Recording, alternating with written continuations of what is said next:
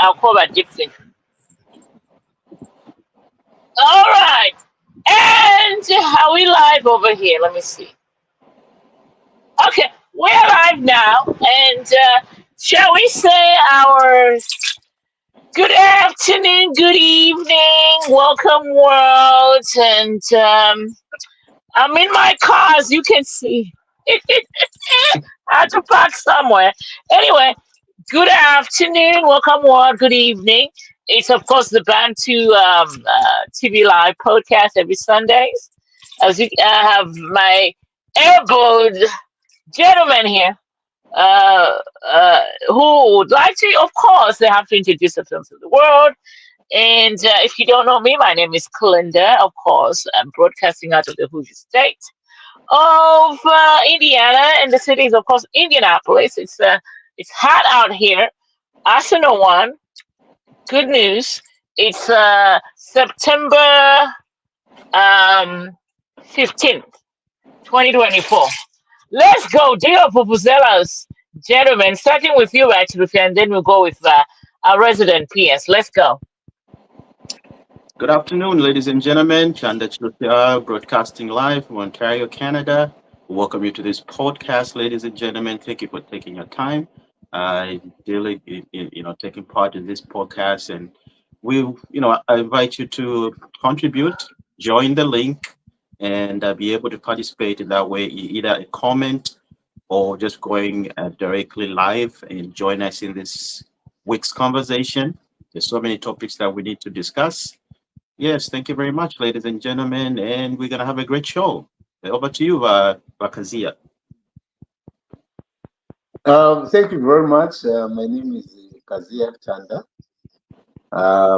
former permanent secretary and former labor commissioner, and having a conversation with you colleagues from New Brunswick, Canada. Right. Great stuff there, gentlemen. I mean, there's no easy way to start. I think the biggest story out of the Netherlands was a parliamentary opening by the president, popularly known as Bali, and he laid out his plan, what the achievements are going to be for this year, and where he's taking the country moving on forward. And so, of course, we'll have to start with that. And there's so many talking points in there. So, Rachirufia and Rakazia, do your thing. Let me do a little pep talk in the background. How about that? Okay, no problem. We'll handle this. Yeah. So, like you said, there's so many things that have been discussed. Of course, the Fourth National Assembly was open, and we were looking at, of course, topics. We went through the last 3 years that we've, been in government as a UPND government, the achievements, the successes, where we are and where we need to go. And of course, the burning issue is when you talked about the lacunas in the constitution.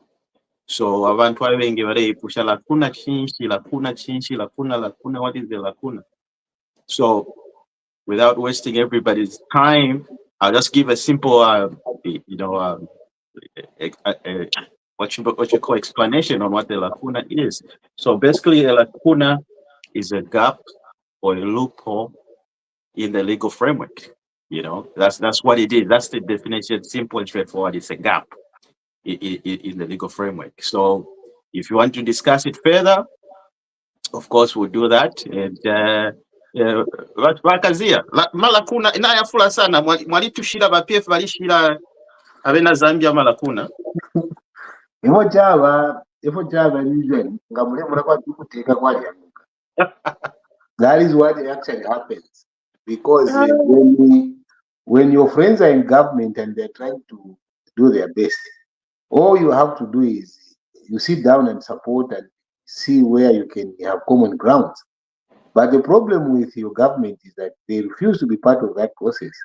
And apparently there were interviews that have been now surfaced, where the intention is this. And the president clearly said that He didn't say anything wrong with the 30 days, if that is the price we have to pay. Now, this is when now your government has realized that this is a bigger problem than actually meets the eye. So there was no one who left Amala lacunas because you refused to be part of addressing those lacunas. Now it's your turn to dance to the same music. That is what is happening right here. So there must be a consensus around those matters. And also to allow the legal framework, the legislature, the judiciary, to interpret the lacunas rather than the president interpreting the lacunas. I think, yes, the lacunas have been noted, but I think it was important to have a framework around which the judiciary must be able to interpret those lacunas and advise government rather than the executive to advise the judiciary. So Yeah. my take is that the issues of interpreting what could happen in the law and stuff like that should be left with the Chief Justice and his team rather than the President and his team, or even the members of Parliament, the legislature coming in. Because what has been seen now, instead of just trying to correct what the President said and say, okay, the President here shouldn't have said this, we think that they must let the right arms of government speak to the lacunas, and also to leave maybe, for instance, the Law Association of Zambia and others to speak to that, and then have a conversation around it.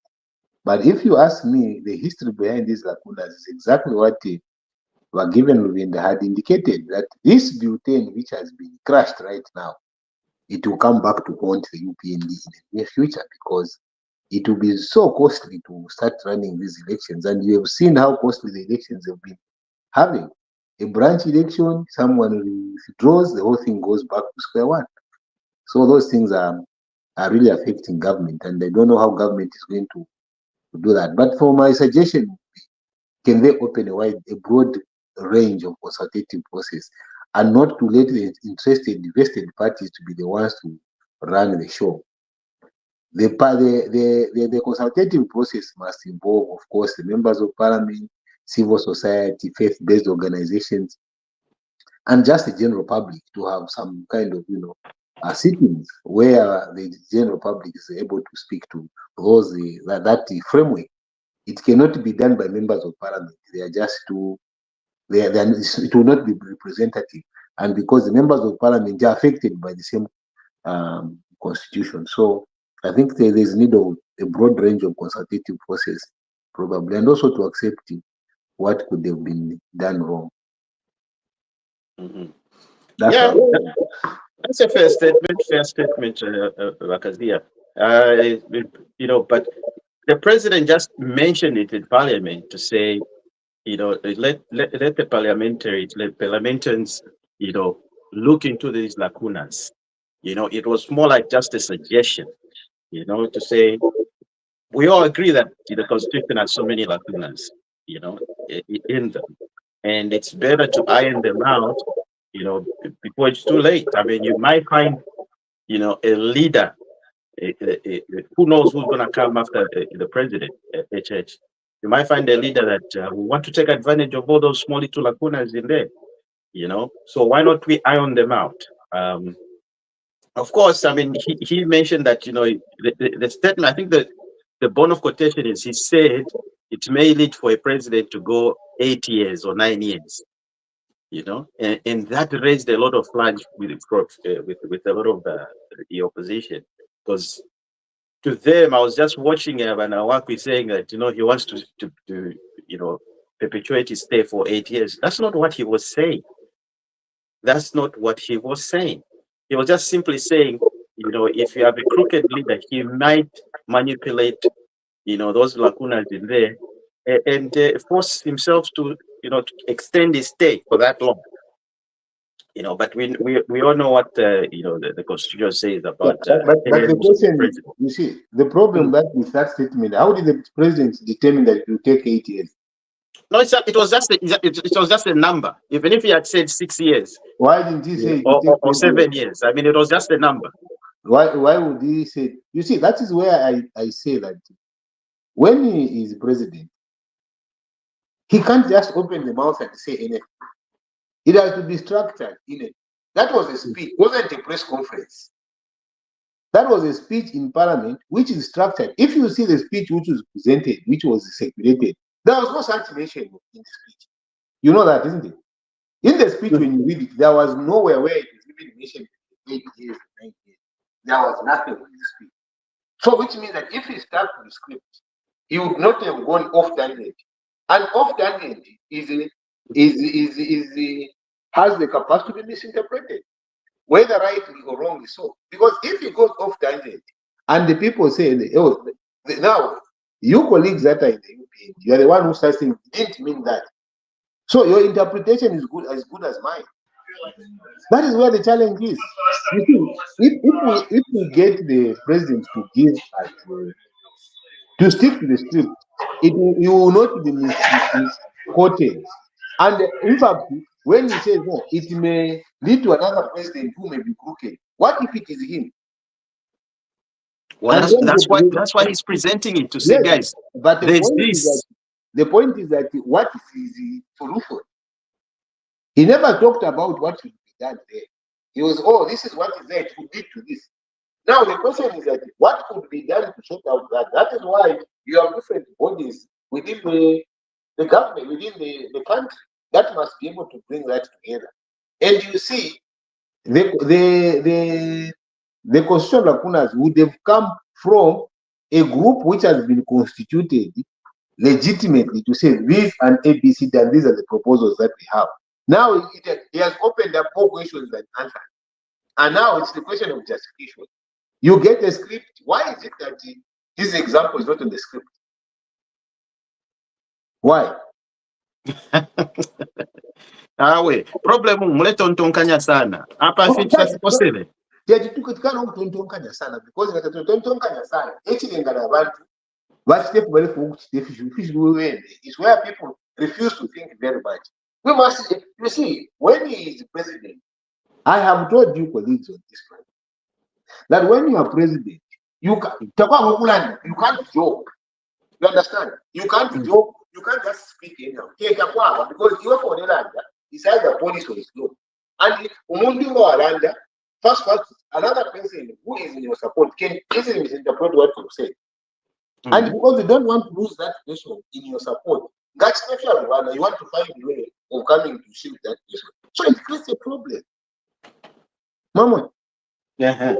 So these are problems for me. I think they can be allowed for those that no, that was not the intention. Just we control the host. But the problem with that,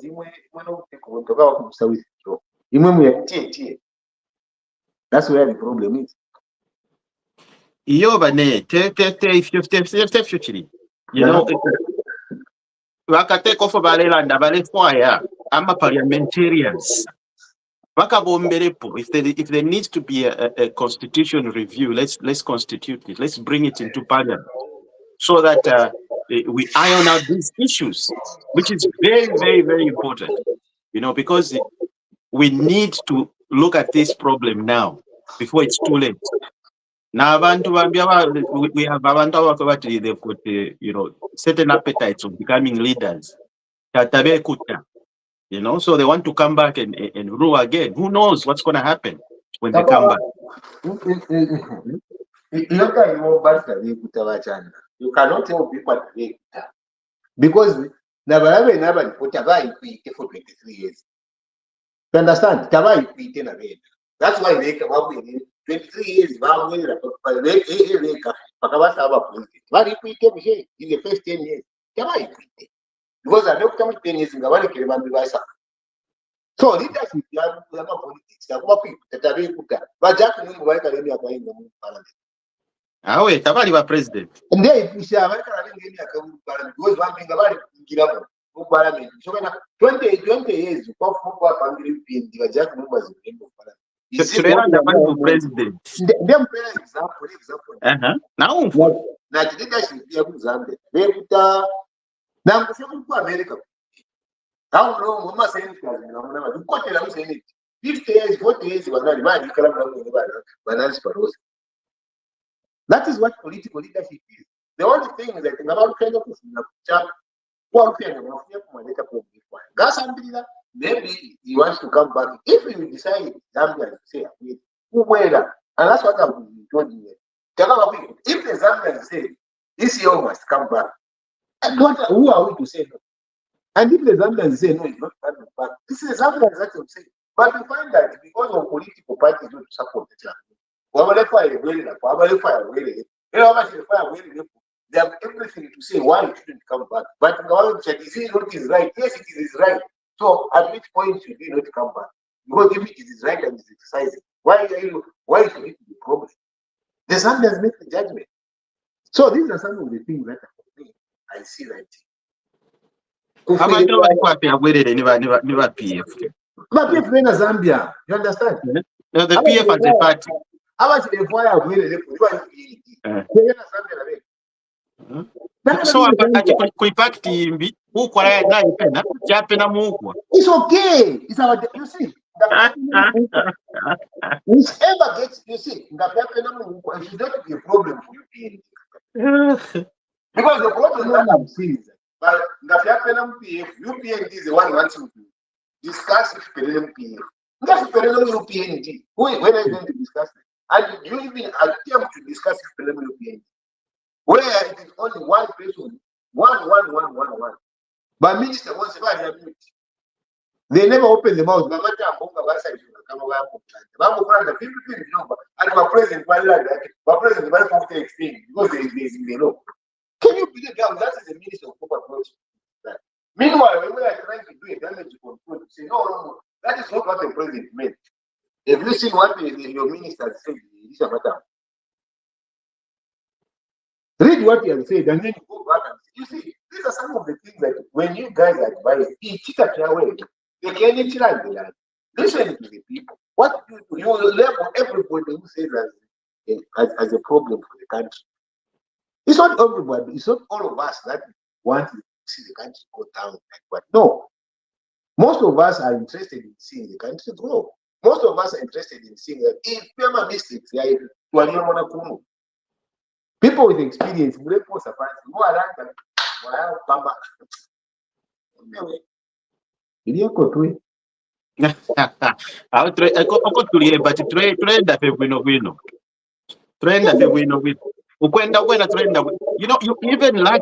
you're even lucky you have a leader.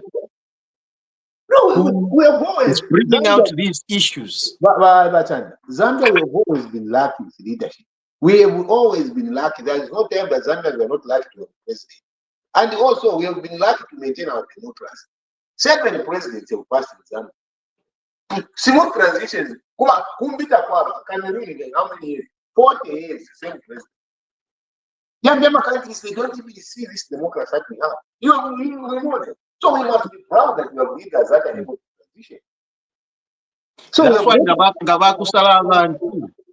you need to at least, wait for the Zambian people. Not to call aside a constitution with your eyes closed. Why were you signing with your eyes closed? When you knew that the Muriamala Kunas. But Amara Kunas, a perfect constitution anywhere on earth. Constitution making process, they always keep refining. That is what happens.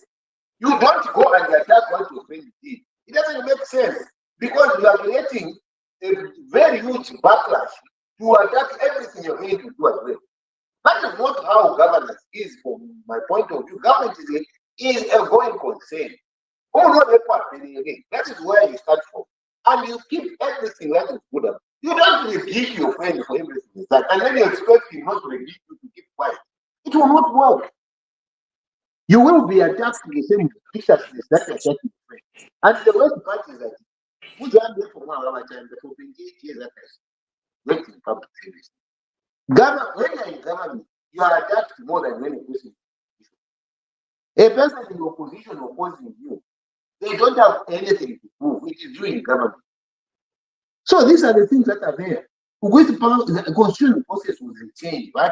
Now, if you see the problem, now, because the Tamuleanda Party progress will take you back. If PND refuse to be part of the constitution making process, they refuse. And then suspended the man to come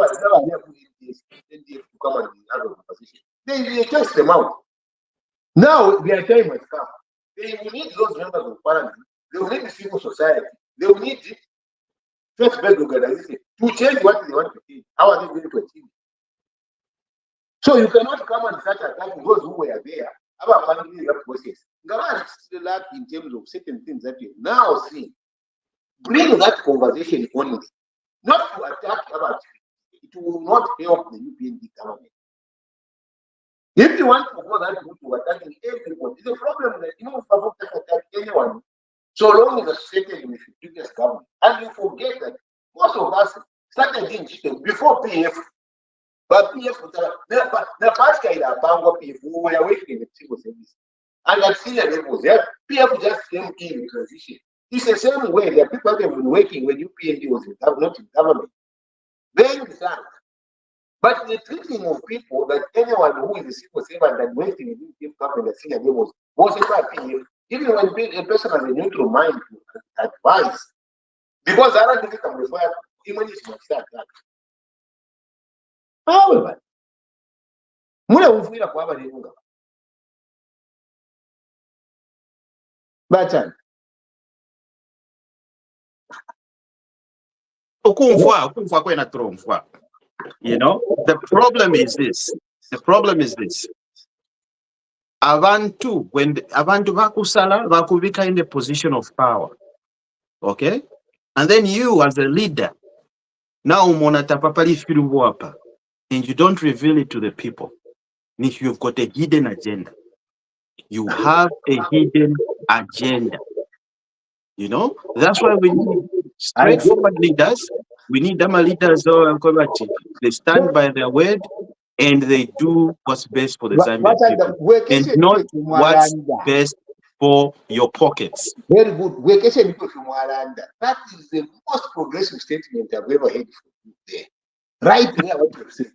And you want what? That is a very powerful statement you just said. No, when you've been entrusted in power, okay, the Zambian people have entrusted you in power. Okay. You have to review if there are certain things that you see are wrong. You have to review them. Good. Okay? You don't keep it to yourself. You don't keep it to yourself because if you keep it to yourself, then we know that you have a hidden agenda. I agree with you. And that is exactly. So, that's why we're saying, look, we had a leader. We had the party that was in power all these years before this previous government. Constitution review, we invited a lot of people. It was a chaos. Now, he came and stood on the podium. No, Kolandati. This is the most imperfect constitution Zambia will ever have. I'm even going to sign it with my eyes closed. Okay. Okay. Now, he did not review.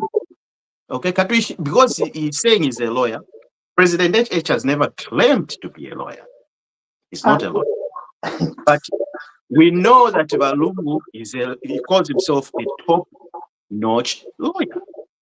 So, top-notch lawyer, but you didn't go through the constitution to say, however, the constitution, yes, this is good, this is good. Why can't we iron this out before we sign it or before we present it to the Zambian people? You cannot tell me that he didn't see that there were lacunas. For him being a lawyer. Things that happened after. Now, I will use that same example you just given. When President H was saying, you mean he didn't know that other factors can be explained? When he said fertilizer about 250 kwacha, you mean he didn't know that it is not possible? Now, when President H was saying that he party constitution is wrong, because if you want to talk about if a leader finds that there's something wrong, he must be able to bring to the people. That is what PF did when they brought in the lacunas in the constitution which they wanted to change. And they wanted this process to be consultative process. Civil society, NAS, the faith-based organization, members of parliament, all of them, including the UPND members of parliament, were to gather in one space to start ironing these problems. What happened to UPND? UPND refused to be part of it. They put themselves out and said, we will not be part of this constitution-making process. Munefwa mutinge field to benefit and not by UPND. But then you are not part of the conversation. So at which point did you want to change? And by the other, the people who wanted to be part of it, they were just. This is the genesis of this matter. So how many things as the president? Never. Nothing. If we finish today, no, I'm a blackout. Mother.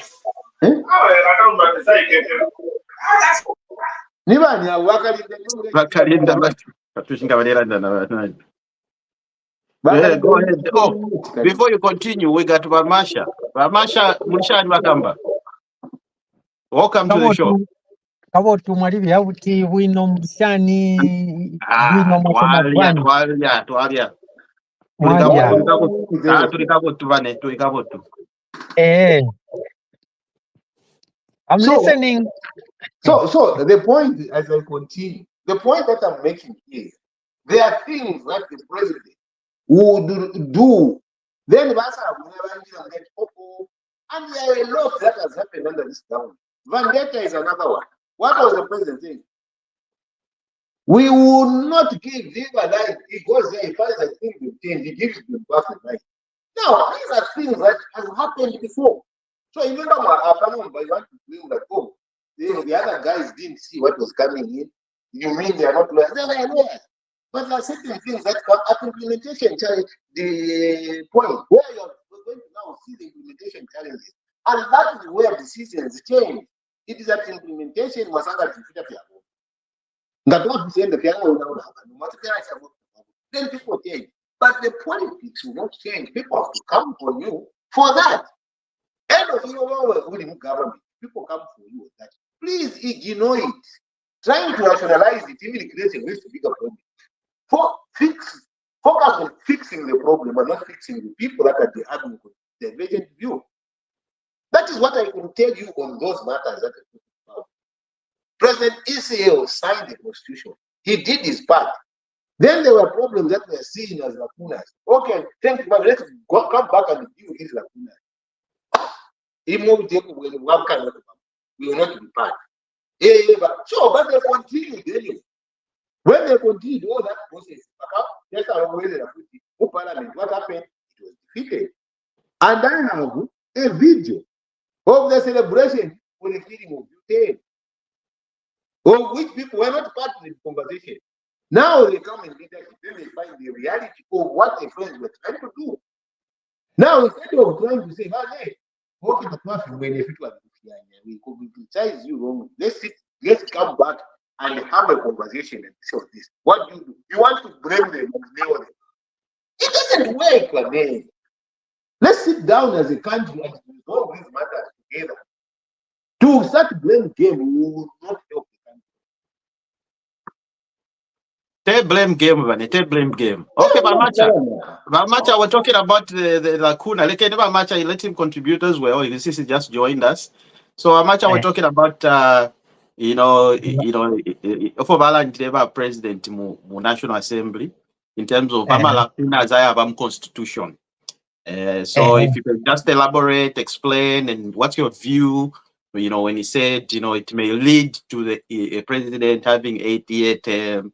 And because of those unforeseen or loopholes in constitution, what's your take on that? Firstly, what I know about constitutionalism through my lecturer at UNZA when we were studying the constitution, of course, the constitution in total, it was concluded that the constitution is not a final document. It can be perfected at any time. The fact that it's a people's document people-driven document, people-driven constitution, people must have a say. One of the people who can have a say does not exclude the president, the current president, Hakainde. Even Edgar can have a say on the constitution. Even you, Wachanda, you can have a say. Everyone, as long as he's a citizen of Zambia, they can have a say on the constitution. Because even in the preamble it states as we the people. So we the people, anyone can have the view that they think can be put there.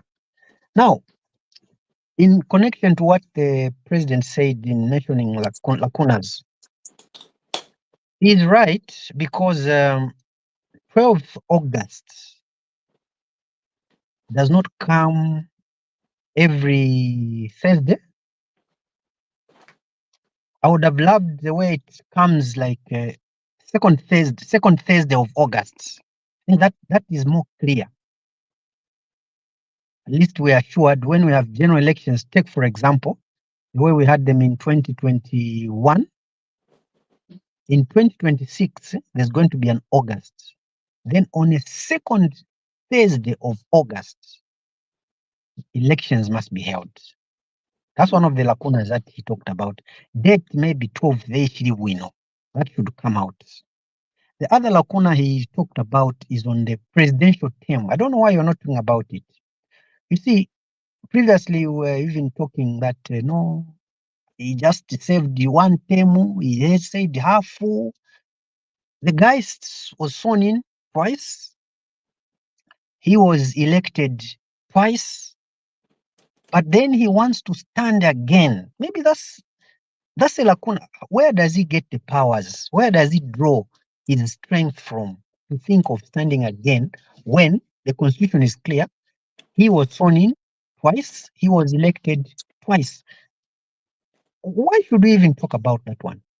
He wants to come in for a third term. Has he seen any loophole in the constitution? Is there any lacuna? Those are the things we should be talking about. The constitution should not be that porous. It should be firm but flexible. And if the people want 8 years, they should say it. But I think no Zambian would want a president to rule for 8 years. 8 years is coming from those that have tasted power. Those that have tasted that seat, they are the ones that can come with ideas. No, 7 years, 8 years, but not. Lacunas, they are there, and in many aspects, because even when you talk about the separation of powers, you'd find somewhere the vice president somewhere interferes. She's in the executive, but she's found in the legislative. I'm yet to put my facts right there, but there's somewhere where she meddles. I'm still studying the book after having looked at the lacunas that are there. There are several other lacunas that are there. We can point at many, not just this of or election day. We can also go to the presidential term limit, 2 terms, half term, half by election, that kind of thing. Those are the lacunas that our beloved H. Ulipampando said. I yield. Correct. That's what I was saying even earlier before you came, Ramash. I was telling Wakazia, like, look, the constitution itself has so many lacunas, and this has been discussed.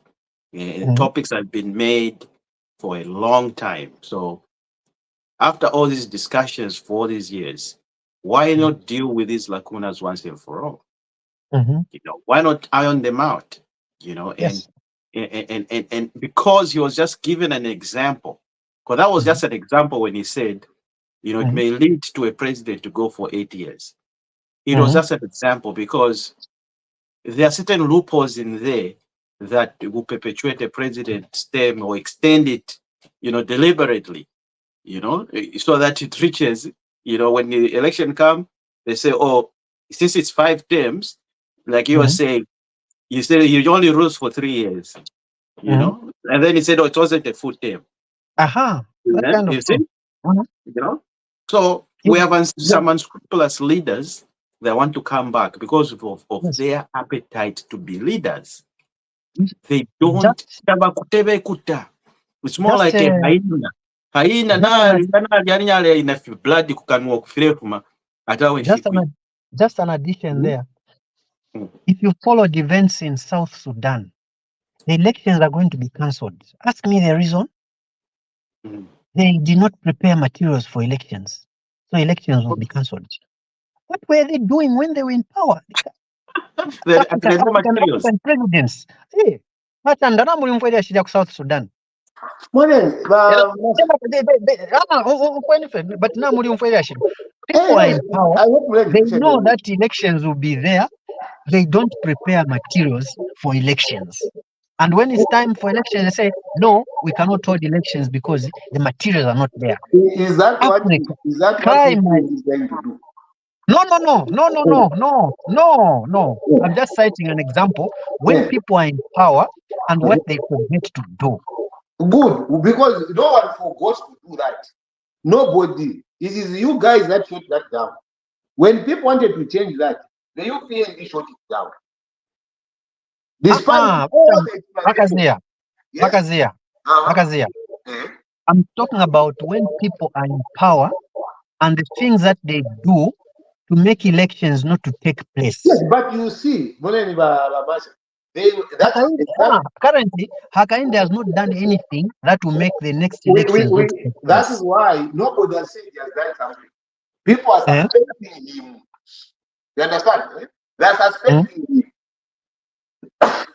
That's the whole confusion here. People, no, look at it. Even as you guys have been suspecting. Vakazia mrefu kwa vakachepa imwetefu. Imwe mrefu so. And this is where I have a problem with you guys. Imwe ngayafuka kuli imwe. Imwe you have all the good intentions. Imwe. And no one should question those intentions. Those intentions are so good. They never have bad intentions, and you have the right to question their intentions. No one should question your intentions. That is not the discourse that you must have. Can you bring tangible evidence that you are kind of? All right, gentlemen, hold it. I have two entrants here. We have Chitumba Sumukonda and then Bruce Blair. Oh, is that Bruce? Yeah. So let's bring in this gentleman. And gentlemen, we're talking about the parliamentary review. You know, the president opened parliament this last week. Your take, and just tell us where you're joining us from and your take on the parliamentary speech by the president. Let's start with Chitumba Simukonda, and then we go with Bruce Blair. In that order, please.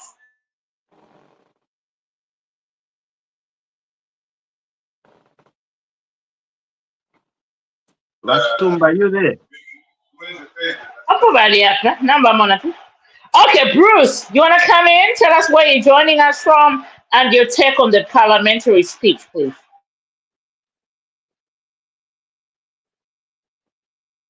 Maybe you should unmute yourselves. I think they're having a problem with network. Zambia. Unmute yourself and then contribute. You tell them,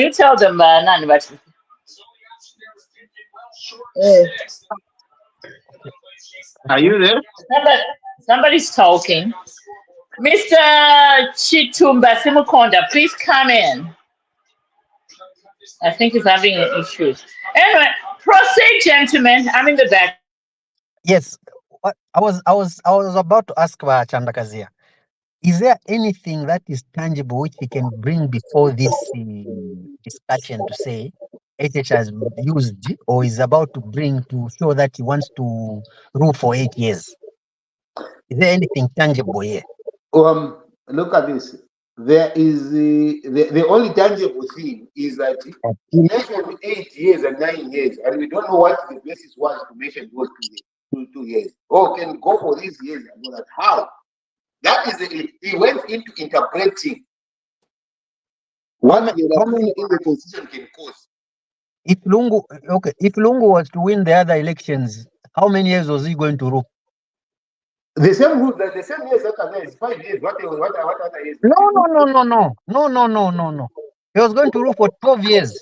Now look at this. Look at this. If you said if he was elected, Eh, the election cycle was 5 years. Ngadi winine.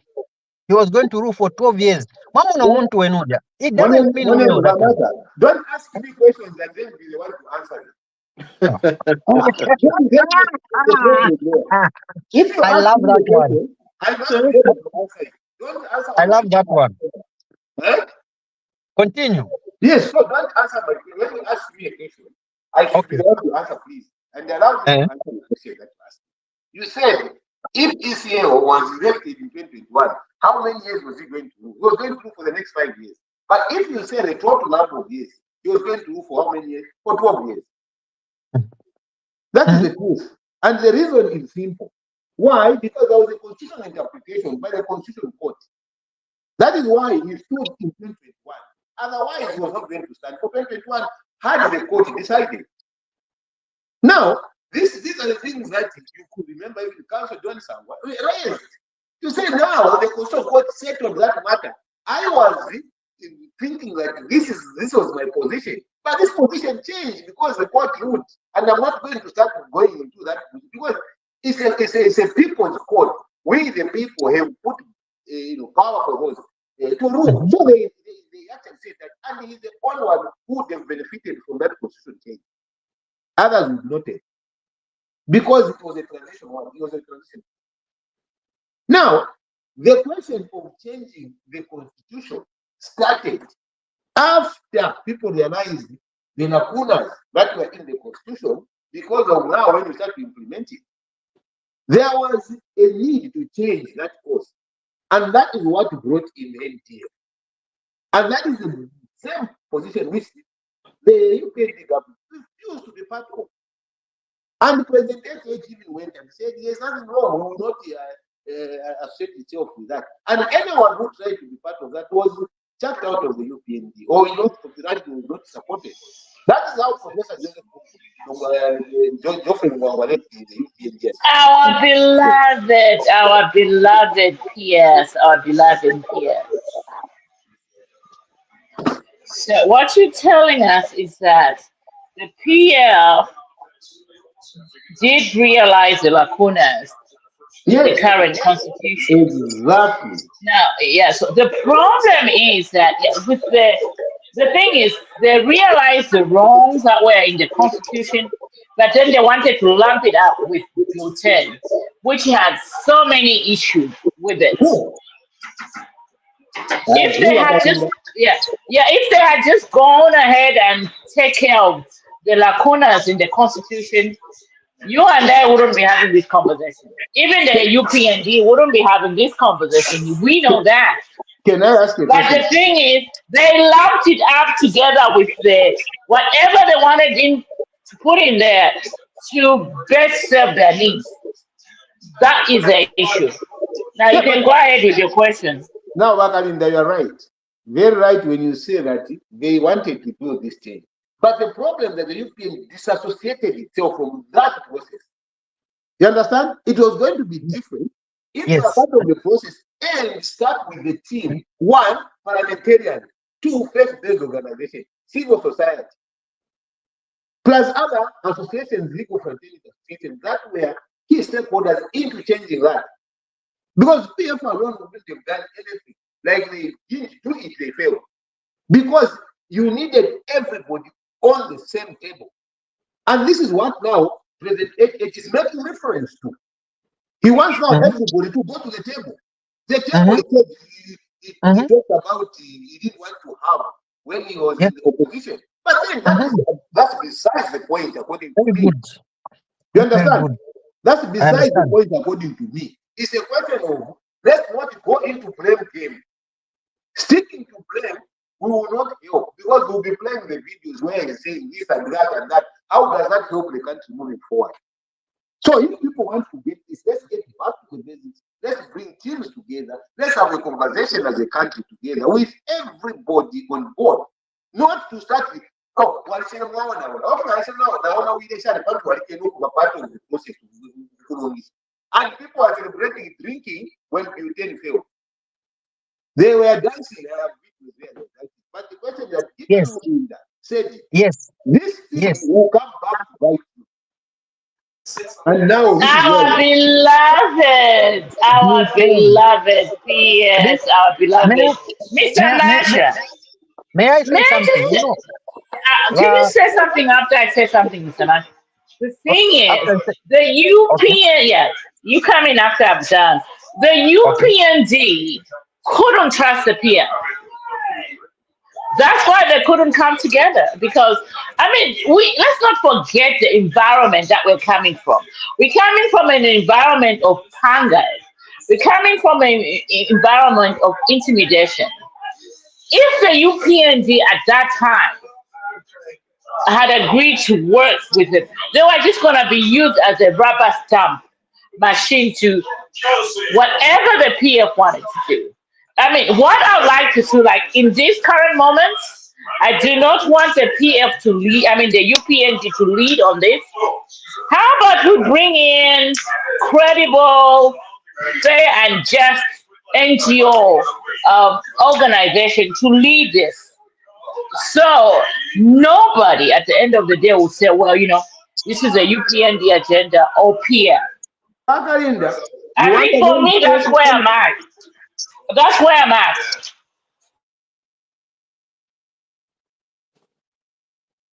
Now you can come in. No, you hello, can come in. Mr. I Manga, can you come in. come in and then the resident PF can answer. You know, bachanda balesa bwino sana. Banandi lelo. Nomba, umkwenefu balesta. And table to come to table. You know, when there's a table, there's something to eat.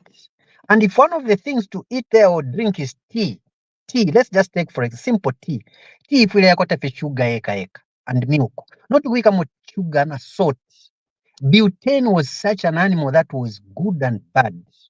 It had good intentions, but those good intentions were mixed with bad ones. And the worst bad thing about it was to block a one Hakainde Ichilema from standing.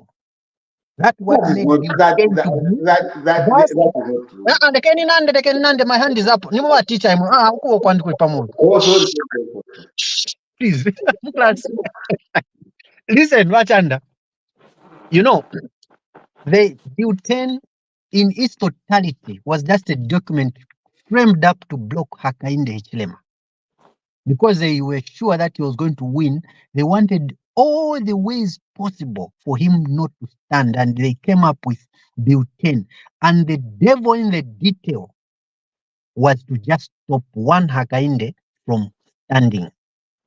And that was bad about it. Takuwa bati iko hata pamo sugar na salt. No, I cannot even come to Canada kuna tia sugar na salt. Na umandipia ticket ya free so tinamikanina. Kama mwamika mo sugar eka kuti nice. Then when we talk about the other issue of in the lacunas, we are saying that the build how the country gets its debts. Remember, there's something like that. Parliament must approve, eh? Yes. That part is not being worked, is not there. It's there, but it's not being attended to. Maybe that's how come we found ourselves moving Congole. Maybe when we talk about lacunas, let's look at it from a wider angle, not just narrowing it to an individual or an issue. There are events that take place. I yield. Wonderful. If you are moving forward, because I want to use the same example. On the table, there is salt and sugar. But first, you must sit on the table. You cannot say, the weekend, but the bonnet, but sugar and salt, you are table. Put a weekend. Ufila wa ika na table, wananda cha, bali, salt and sugar. Tina wapanga kale, wale wape umu. Wapanga tita, wanabika mfuga na salt. Butane. Yeah, tabaravika musuga na salt. So wala akana kana tetingire muri tea because yala ona tea. But how are you going to do that? And this is where the problem is. And this is a problem that the only thing wale for career campaign you take meaning like because if you read the details, there was nowhere where it was going to be mentioned in HH in any way. And there was no way HH would have been stopped from standing. It is not possible. Mangwa, it was not possible to stop him. Just like if he was, it would be very was there no clause that said someone who has tried to stand as president for several times was going to be banned? That's not a democracy. That's not a constitution. That is not even there in the constitution. What is where Article 21 of our constitution stands? It is very clear. Article 21 is there. If you check it, it will be in conflict. Anything that can be taken will be in conflict with Article 21 of the constitution. Oh, unless yeah, you that's amend it. So if you wanted to stop someone, it is a question of if you are for help someone UPND, should they have been brought in the you see, if you don't want that now they know they are testing, they will test the same medicine. Whereby they want to bring people together. That's and that is what I'm saying no to. You understand? A conversation of making progress as a country, we must go beyond individuals. We must go beyond their values and look at the national interest. Beyond personalities.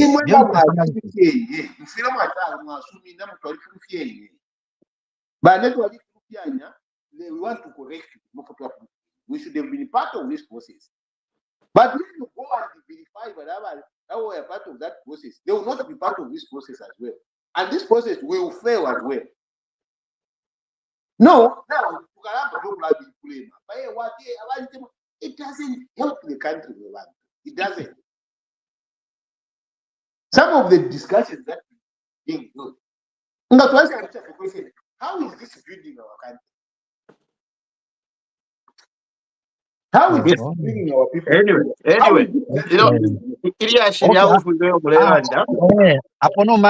I want to agree with Wachanda Kaziap. Where he on what? We should not personalize this, but we should look at the issue in its totality, not persons. No. Nobody's looking at the person, but what we're doing is this, Macha. My point was leadership is also very important. Okay? Yes. So we need to have a leader that's going to steer this country into the right direction. If we have leaders that are going to take advantage of certain lacunas in the constitution because they're hungry for power. We all know the history of African politics. Yes. Every leader in Africa, they want to perpetuate their state for as long as they can. That's just the history. We are lucky in Zambia, we've got terms, and it's a democratic country, and it's been working for us. Yes. So there's no need. 25 years term, it has worked for us. Let's not go and do something else and re-engineer the wheel when it's already working.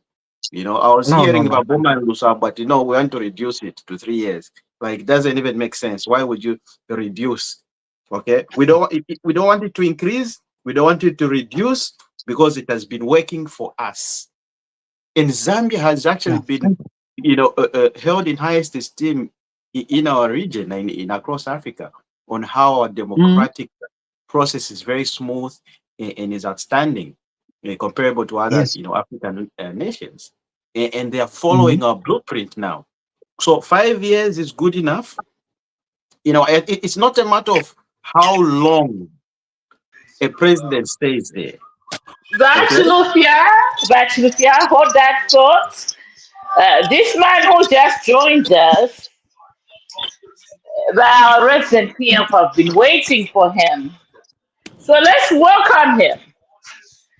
I know he's been missing for a couple of weeks, but we talked. So, just think, where have you been? I'm sorry. Our resident PS want to know where have you been. Last 2 weeks you missed the podcast. Good afternoon. I'm joining from St. Louis, Missouri.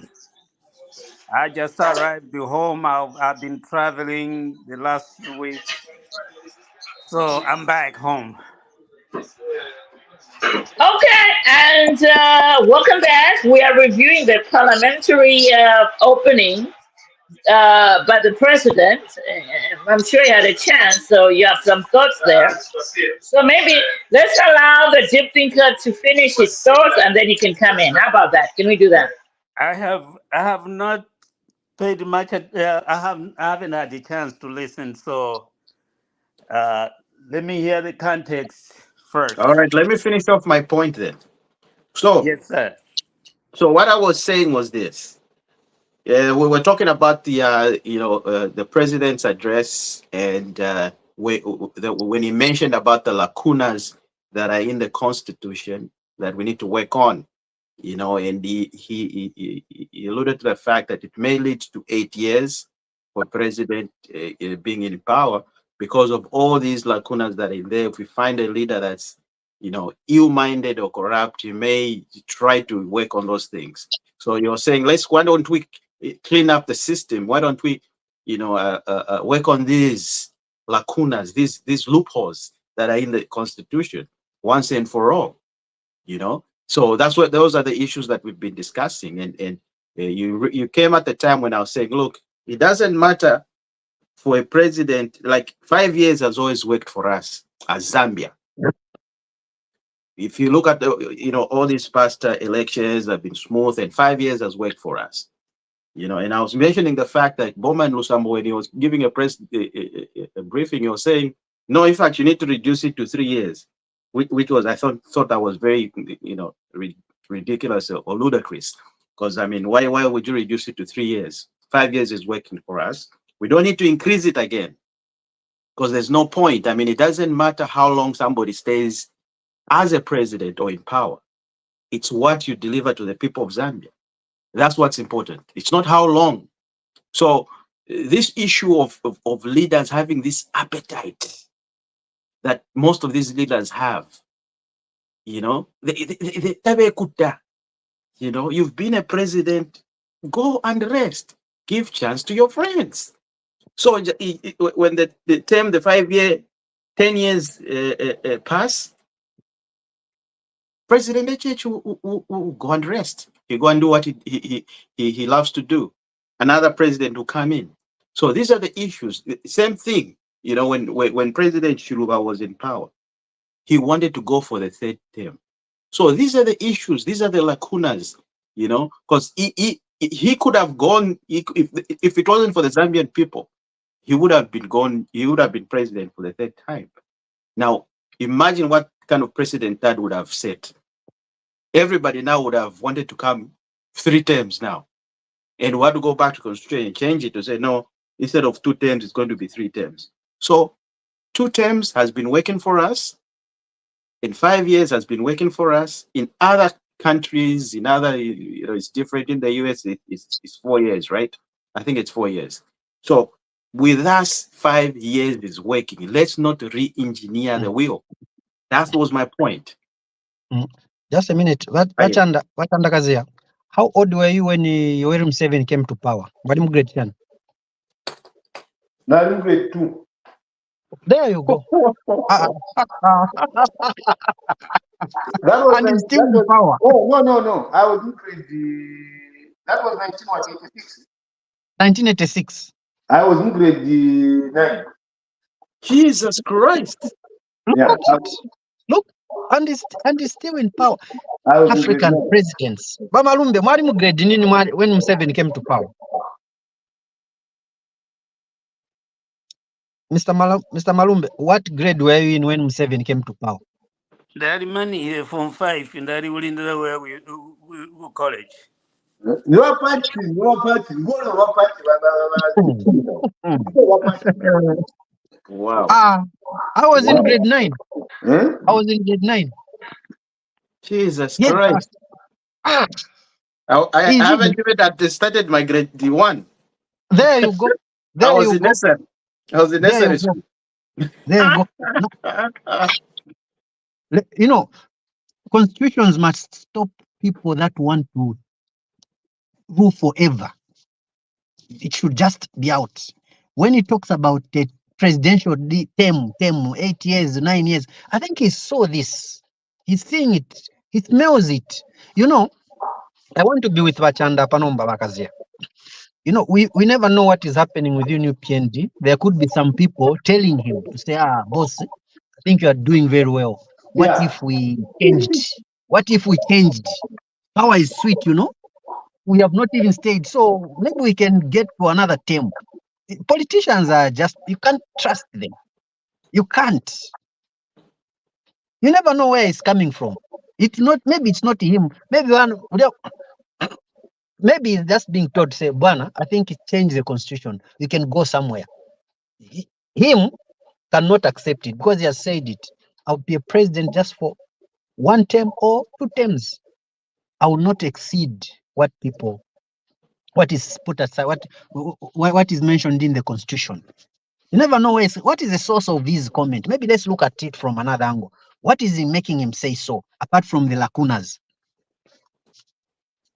I told you we've got leaders that have got the appetite to lead this country. Valikuwa appetite, tabekuta. Vachani. Leaders Those are the type of leaders that are very, very, very dangerous. Vachani. Leaders in form of what? Leaders in form Sorry? of what? Can a minister be a leader? No, we're talking about they were in power before. And They now want to come back. are we also in, Those people who want to come back, but they've already had the helm of power. Vachani. Why do you want to come back? What do you want to come and do? That You want to come and take advantage with your eyes closed. You see, that is where the problem has been in our conversation in Zambia.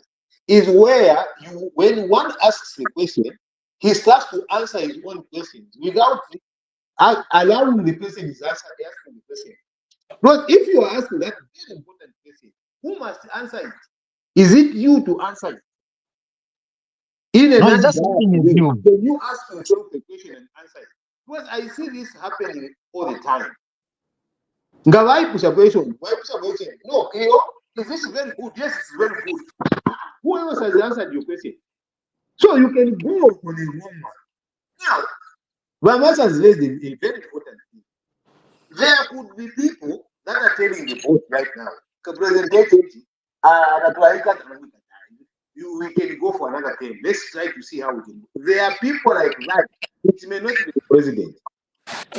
There are people that can deal in all governments. There are people that have been there from other previous governments. You know them, they are there. And they are ministers. They have been in all governments. Yeah, but I want to work with the President HH. President HH is a very principled man. Do not bury your head in the sand. There are people who were praising President Chiluba. They praised President Mwanawasa. They praised President Rupia Banda. They were given ministerial position. They praised President Sata. They praised President Rum. They are now praising President Ike. There are people there that are sitting in the ministry. And when you say transition of power, we must also even talk about parliament. There are people who have been in parliament for 22 years, 23 years. You mean you have a monopoly knowledge that other people cannot be members of parliament. And these are the people that become even more dangerous. Because and they keep misleading president. Because that is how they survive. They survive when misleading presidents. And then you dump them at the last minute. And jump over. You have seen how many people came to UPND. Immediately, I think 2 weeks later, he becomes so valuable. Don't we ask questions about these people? Why can't they stay on and do, okay, I will support President away from his political office or away from his executive office? Why can't they support him away from that? You understand about decision? This one to Parliament. They start having access to state house. They start having access to his trips. These are same people. They are there. and one of them joined you, just listen. We can't have that kind of conversation with normal people like that. Name him. Name him. You know him. No, Well, name him. I don't know teacher. I don't know teacher. Name him. I'll just name one person, the rest you know. Okay. What did he say? What did he say? Having a meeting and investigating the president. Then once I check the consultant, how, never no. That's politicians. That's politicians for you. That is what we must stop, because those are the people that stop us from uniting. They're the people that fight unity. They are the same people that don't want to. If they are left and right, we can say, where is our common ground? To change this country and move forward. We should stop neglecting that kind of people. As our leaders, they don't think well for the country other than for individuals. And those are the people that are even worse dangerous to the president of NHA. That's what I tell you. I'm even it's not even PF. PF can challenge you, can say this thing is open. It's these people that make things. They want to come my mom and say, really sure. Me, I refuse to accept that kind of. I think we need to move ahead. I think it's a area, we need to move ahead. Are you there? Are you there, Bakalinda? I don't know if she's there. I'm right here, gentlemen. I'm right here. You know, I said I was in the background, but I'm right here. I'm moderator. Yes, Valentine. Yeah, I think we need to go to the next topic because Syria she retired to the No, the presidential review is not going to end. It can take 4 hours. But yeah, let's go to the next topic. President, I thought you were in charge. Me, I'm just bringing in people. Okay. Well, Yeah. I thought you left and then you came back and then you were here. Okay, so I didn't know exactly. No. You know, I mean, I told you during the week that you are in charge. You know, this was it's Arsenal's day for me. So I'll come and comment and bring in people. That's my job today. Lord have Okay. mercy. So I think the next topic we need to look at is what lacuna, Mr. Masha? What lacuna? This is a lacuna you people are creating now. Let me say this on the lacunas. No, let me just say this on the lacunas because you guys have been going at it. I think there are really no lacunas. And I don't know why people are even scared that, HH says he's not going to hold elections in 8 years. It's not going to happen. HH is a Democrat. Basically, he was just talking up the general overview of the Constitution that we need to change it to perfect it.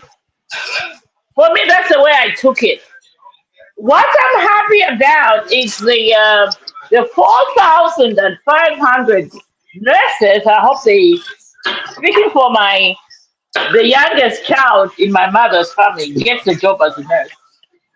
And then the many thousands of teachers that are going to be employed, and the fact that he has an eye, or he has his hand on the energy crisis that's going on in Zambia right now.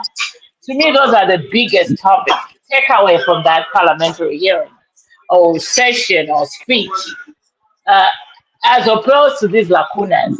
So, on that, shall we move on to the next topic?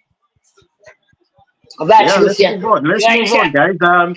He also mentioned, if you remember, he said that out of the money that was recovered through the SEC, about 25 million US dollars was from one individual.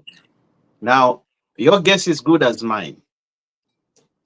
Now, how does one individual have 25 million? And you just say, okay, guys, just get the money. Then how much money did he have, or did he steal, or did he corruptly, acquire? And obviously, this is You know, Right. Friends of Mr. politically, Kazia. No, I it's mean, so just let me threatened. just come in. Let me just come in, gentlemen, real briefly. Let me lay down the figures. So we have 100 million kwacha. You calculate that because we have the mathematician here, deep thinker.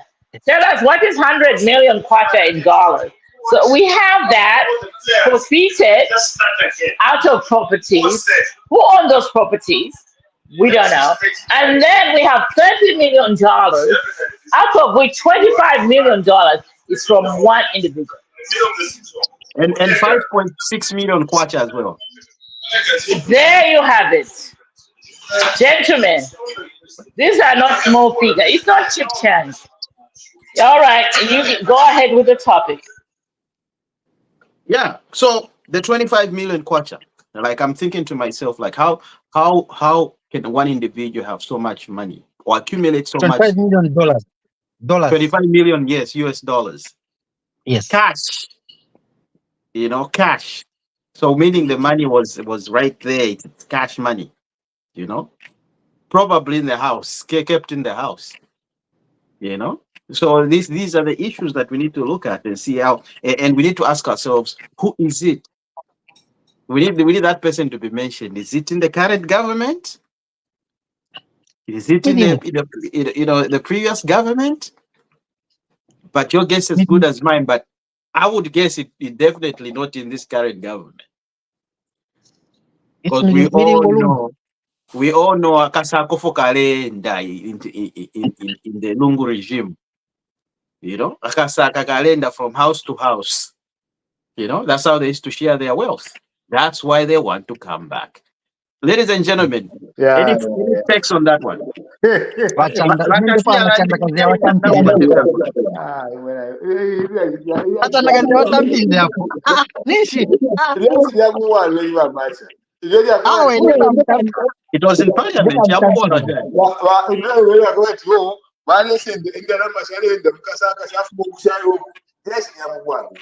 Well, Ehe. Kazia, Mukwai. this is you know I'm not PF at all. Yes. This is what the issue I have. If we are going to talk about figures and we don't have names, to me that's politics. Yes. We need to prosecute. That's a lot of money for us to be talking and start thinking: is it Vakazia who has that 25 million? Is it Vachanda? Is it Vamacha? Zitu wa miringo.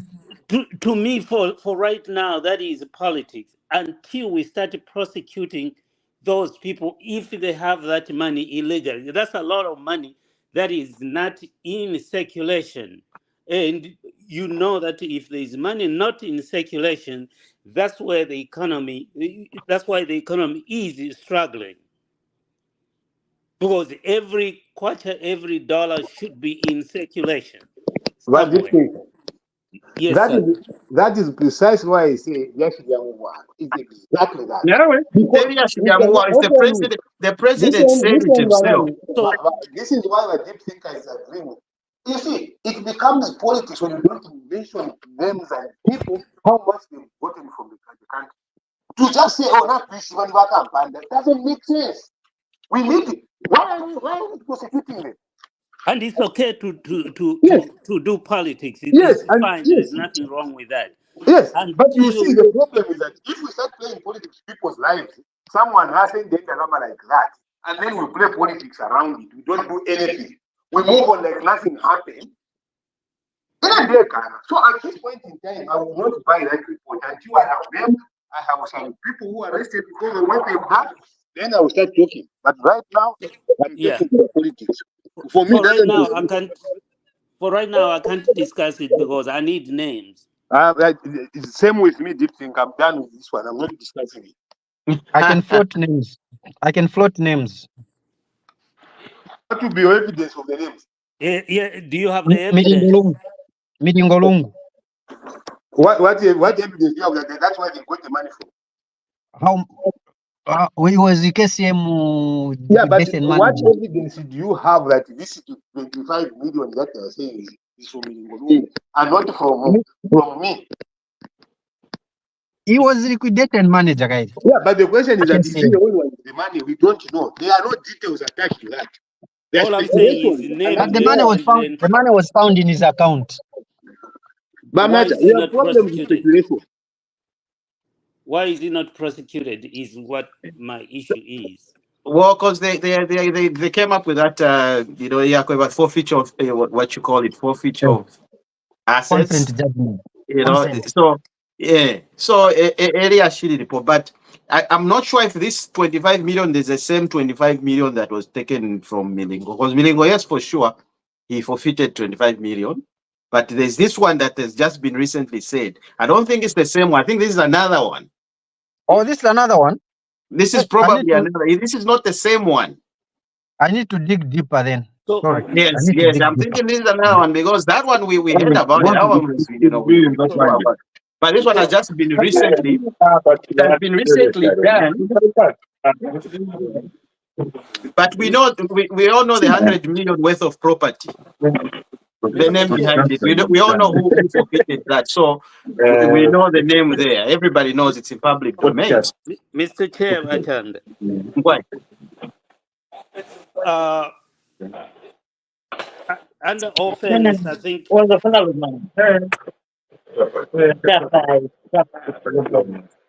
under offense, I think the president was just. Wakalinda, mute yourself. Yeah. I think the president was just indicating that there are some issues that are going to come in the future because there are some investigations in the background. But at this point in time, if we are constitutional people who say you are proved innocent until you found guilt, so far we don't have names. Yeah. So far we don't know those individuals. Like Wachanda said, we don't know. Maybe it's somebody in UPND, maybe somebody Mm, from MMD. We don't know. So until we have enough information, mm. for me, it's very difficult to engage in this conversation in what was said in Parliament. I don't know if was it in Parliament where this was said. Yeah, he mentioned it in Parliament. Oh, So, okay, so but in any case, even the SEC themselves, they put up a letter to the public to say this is what they've recovered so far. so Yeah. can we wait until we get more information about who is Mhm. involved there? No problem. We can wait, but we all know I, like it's been in speculation for some time. this is We just know me. we know the 100 million properties worth of properties seized. We know who it is. We know who the lady forfeited that. We know that there's a name, and that brings me back to the other one. I don't know if people are comfortable about talking about the bishop. He's human, just like me. He goes to the bathroom just like me. So if we need to talk about him, we have to talk about him. Yes, we can. Bishop. Yeah, it's funny because media movement actually created Christians for Lungu. Me, I looked at it as like that's these are the one of the other reasons of Onarekirokuya church, because most of these leaders, Papa. they papa, it's just church. It's not church. Is not the way it used to be. You would go to church to go and get deliverance, to go get healing and stuff like that. It was a place of solace where you can go there and gain knowledge and they help you out when you got problems. But now it's the other way around. They just want money. It's all about money. So when they created that at Christians Forum, I was like, why in the world would Christians that believe in God and they know in the Bible says, do not Christians for God. idol worship? Okay, Christians for it's one God. of the things that it's in the Bible. You don't have to idol worship, because if you create an organization like that, you're idol worshiping one man. Okay, and in order for you to gain favors, gain some money, get Hilux. That's not Christianity then. Yeah? So that's not Christianity. That's why I completely stopped. One time I went to church. Yeah, the church about Danny Pule. From then on, I was like, no, Christianity. It cannot be the whole century. What did I go to church for? I went there to listen to the word of God. But we don't have a dilemma. No, you have to give this, you have to give that, you have to give this, you have to give that. What? Like people will give, when they want to give, because it's coming from their heart. You don't force people, to give. Then you never picking more just because they've come to church and give. Huh? And if you don't give, like HH equals tapera, you hate you. Then you decide, us we like this man because he gives us a brown. No way. I don't know what everybody thinks about this Christianity here nowadays in Zambia. It's a little bit different. I mean, it's polluted, for lack of a better word. But and I'm going to try and be brief on this one. The African governments, the African forms of government. Let me just even go further. Colonialism was actually born from Christian explorations. Let's talk about Zambia. We're talking about David Livingstone. Those guys, they got the money and the resources from the African people. So the churches getting money from people is as old as colonialism itself. Mm, mm, And it has carried on up to now. The only difference I see, and I might be wrong, the only difference I see is that when the white man was collecting the money, there was no noise. When the black man is collecting the money, there is noise. For obvious reasons, we shouldn't be collecting money on false pretense from anybody. So we need, I've always said, the Christians or the church or religion, it needs to be treated. How do I say it without because you're saying that's blasphemy.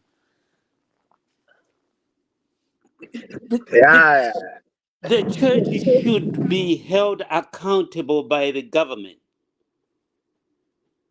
for what they do. They have the right to be in politics. We can't deny that. But for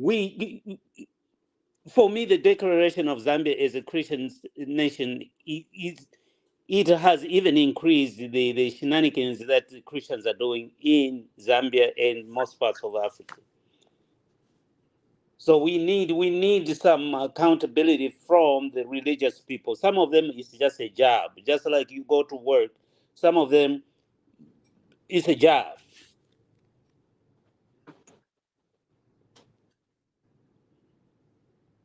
When the wells are wonderful. dry, they're gonna get some money from politicians. Are you? Ramasha. Uh, Christians, Christians for Lungu. Now, who were the devils for the other one? The devils were for the other one. But sometimes, yes, I'm a Christian, but the way those Christians came out was very wrong.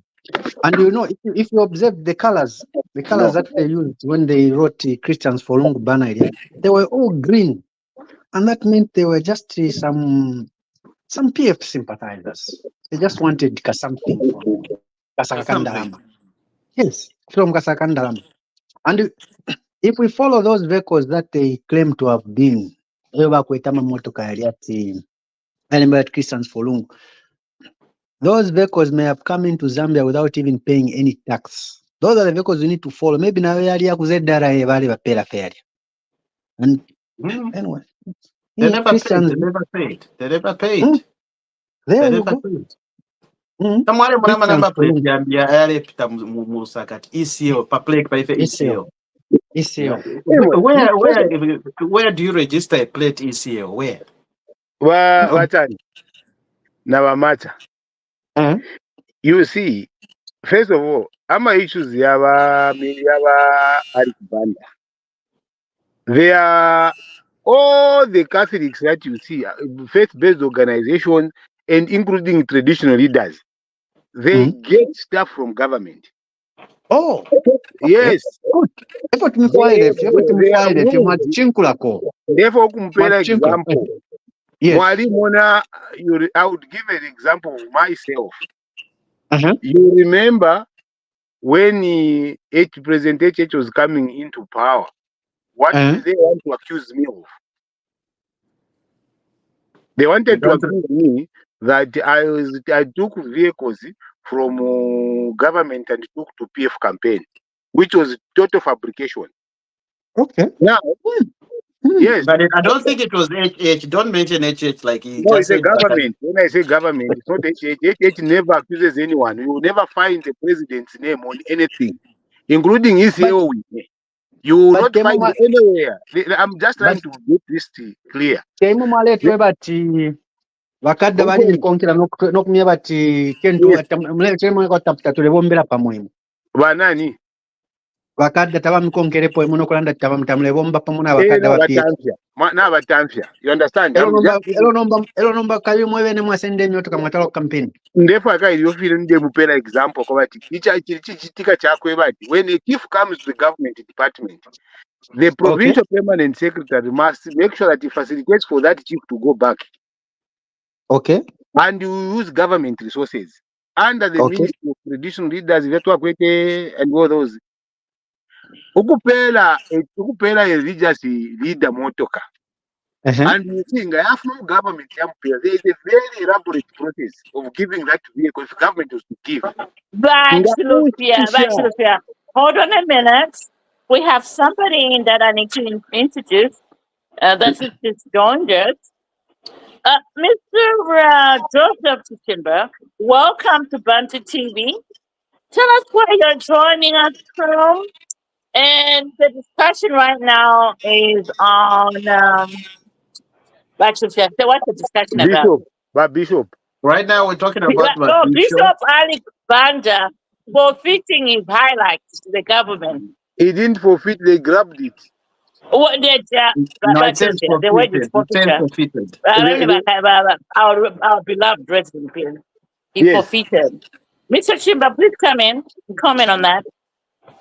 Yes, I've just joined actually. I can't comment at the moment, but I'm joining from Birmingham in England. Okay, welcome you. Thank you. From where? Birmingham. Oh, my neighbor.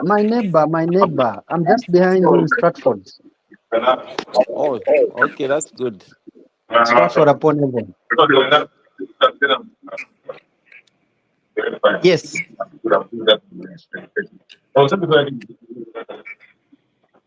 All right, so let's move ahead. Let's. I think once he hears what we're saying, you can join in later and contribute. Bakazia, you were saying something? Yes. So, I was just giving you heads up that is Vamata on? Yes, it's there. Who is not muted? Vakalinda muted. Can you? Hey, yeah. So, What I was saying is that Ubuteko what requires a responsibility not just to the civil service, but it has also responsibility to the faith-based organization, civil society, and other just ordinary citizens. That is why you can spend $1 million because that is public good. Now, it is something that if you paper trail, check the paper trail, and it will tell you whether Baba Pere illegally motoka or it was illegitimately earned, but it is being questioned. Okay. His system where we start reducing an archbishop over a hierarchy must just stop. It's an embarrassment. Ndeumfanensoni wakulanda in presence of my friends. Who haumfanensoni shakulanda but no. Archbishop vari vapere motoka from Zambia Revenue Authority, which was died what the paper, someone who bought the vehicle gave him, someone who goes the proceed of Miami Kupoka. LOF. Imagine, it is an embarrassment. We should not be doing these things. Ngataka wati Bishop Napango Mulan. Yes, he must be faced the same law like everyone else. But not after Shiri Mulan, we start manufacturing things where we know that these things will not go anywhere. It's just for politicking, and after that, people. Surely, Pareka Perere, as Bishop of the entire.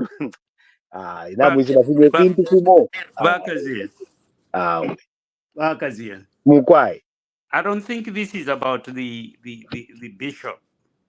I think this issue is about the processes in government. The bishop is the receiving end. Yes. Something happened in the government that they need to either look in, which they either looked into. I agree. Or it's the system. So he's just in the news because that's where the vehicle was taken from. Then backing up now, that's where the investigations are going on to see what happened between the vehicle either imported and ending up with the bishop in between here. Yes, but I don't think the narrative is that the bishop is corrupt. I think the narrative is something corrupt happened for the bishop to receive. That's how I'm taking it. Am I wrong? Even me, let me just put my 2 cents before you come in.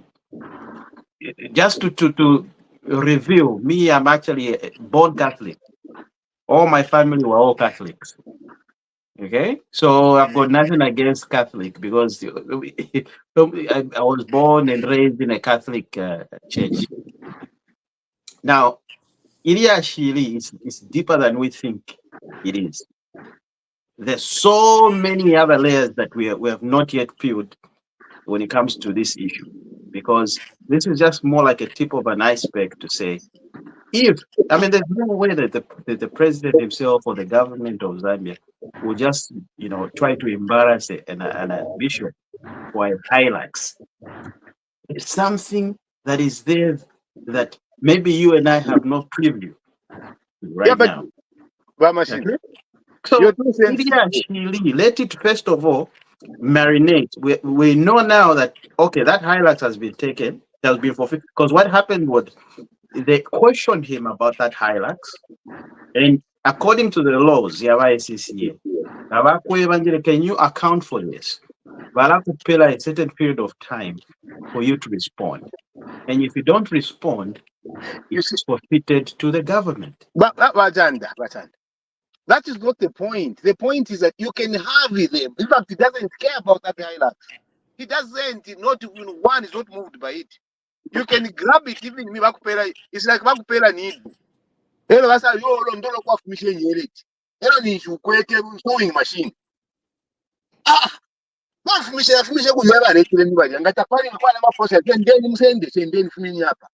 You understand? But the point is that is he the only one? Why have you not done a comprehensive for everything, including the people that are there right now? How many people you mean to tell me that there is no one who has benefited from a government system within the UPND right now? Any government takes care of people with interest groups. It does. Now, there are interest groups that are taken care of. You don't start embarrassing people like that. I saw what Max Moore was posting on it. What was he saying? We should prosecute this. You open an embarrassing discussion on something that we should never even be having a conversation on. Just because this guy, you don't like him. How many people that we don't like, you are quiet on? There are people that stood on the platform and insulted the head of state, the former head of state, no one talks about them. No one even knows the Nana Abasumi. Atukana Leona Mailoma working up Atukana. Nothing more certainly.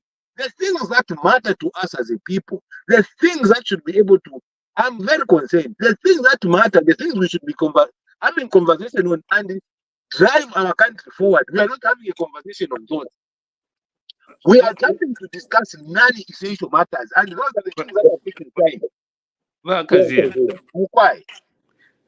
I agree with you a lot of things, but this one, there are serious issues to be discussed. I agree with you 100%. And one of those serious issues that is to be discussed is the recovery of natural resources that were acquired. If they were acquired legally, the whole process was done. Fine, don't victimize people. If they are not, if they are acquired in a manner that is not really, we cannot understand, then there is investigations. Now, like I said, it could have just been a paperwork somewhere that was not signed properly when that vehicle was given to the bishop, but retrieving that vehicle, if it was acquired illegally, is of national interest because we're recovering the money or the resources. That is, if they were acquired in a non-straightforward manner. So every penny that is recovered to recycle into the government, to me, that's a national interest. Are you? Actually, maybe Tawachinche change of ownership, where government was supposed to get yes, but something. you see, those are small matters. The most important matters in the disposal of government assets, there is a Financial Management Act. There is a Financial Management Act which describes how you dispose the assets. So certain things might lack in that Management Act of how you dispose the assets. And then maybe it is a signature that is missing from the disposal of that asset. So that will attract national attention. Maybe You understand? What I insurance. agree with the deep thinker is that if processes have not been refined, let's refine the processes. And if the processes are if the error was on the institution that was given, then how does that Banda come in? Why should we have a conversation on him and Maybe talk about the processes? Maybe insurance.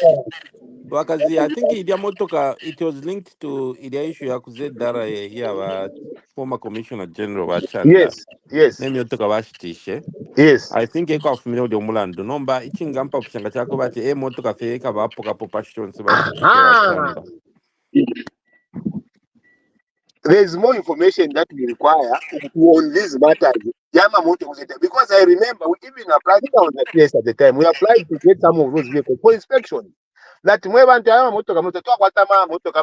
in some of the districts. We did that and I think it was going through the process. But you may find that maybe that was to manage the process.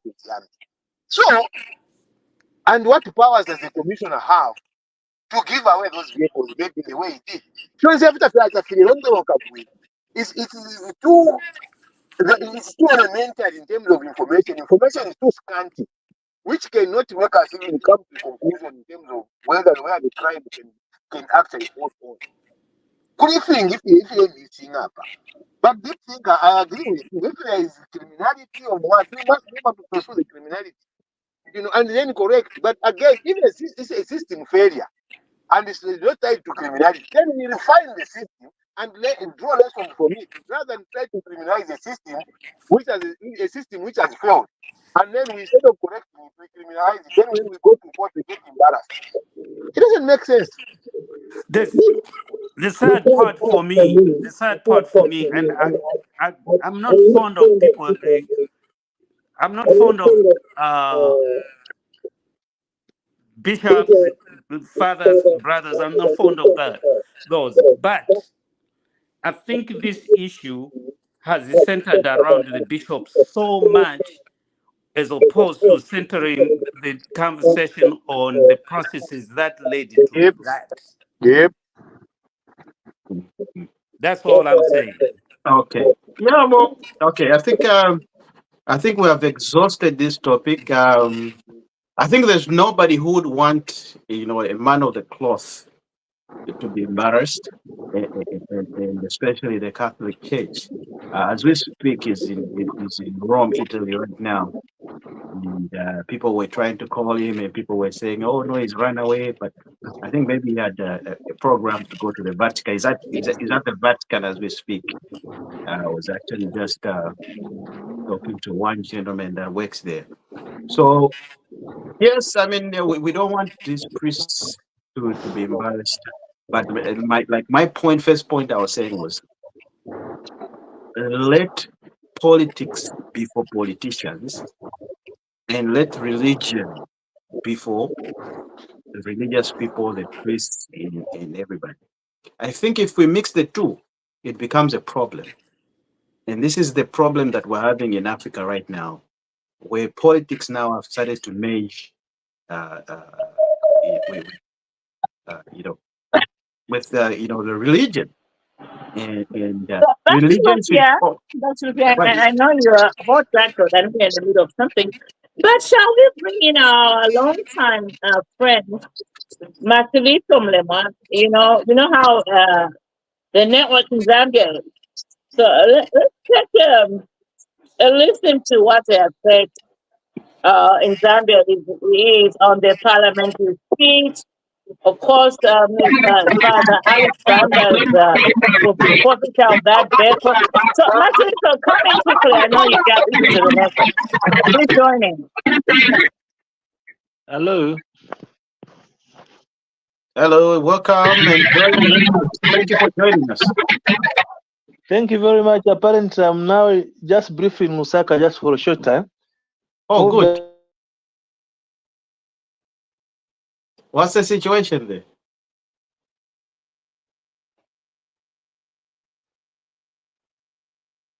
Hello? I think we lost you there. Yeah, I'm right. But Chanda, Mukwai. the Wa moderate. moderator, yes. Mkwai. I don't think maybe this is just me. I don't think it's easy. human beings they have got their weaknesses and so on. But what's You important don't is think it's that easy to? I don't think it's that easy to separate religion and Oh, government, okay. That point I was, yeah. because So, even here you okay. have a Now, whole group of Christians that are for Trump.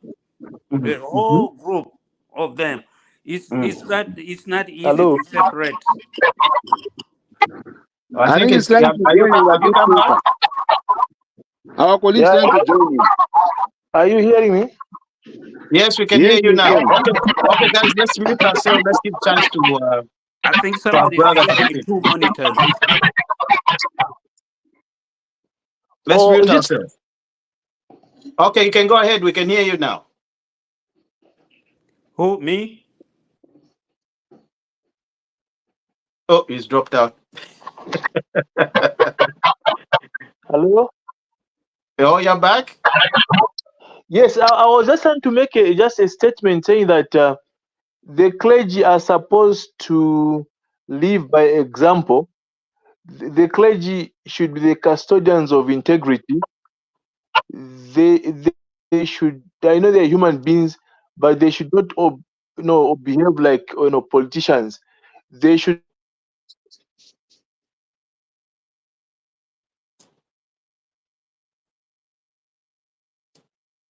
Yeah, network problems. Network Um, problem. Bakazia. wa moderator, I Bakazia. am Mukwai. Bakazia. Mukwai. You know what I'm about to raise, right? No, I don't. Where are the rights of the clergies as Zambians? Do we want to curtail them from involvement in politics, in social issues? Because when you talk about social issues, we're talking politics. But I can easily answer that to a deep thinker. Yes, sir. Anybody who has tried to do that has failed. Anybody, any political leader who has tried to curtail the church, civil society from actually engaging themselves in active politics has failed. It's because not it's a right. Yes, because it's a right. And away from them being pledged leaders, they have their own individual rights that transcend what they believe in. So, from my point of view, I think let's leave them.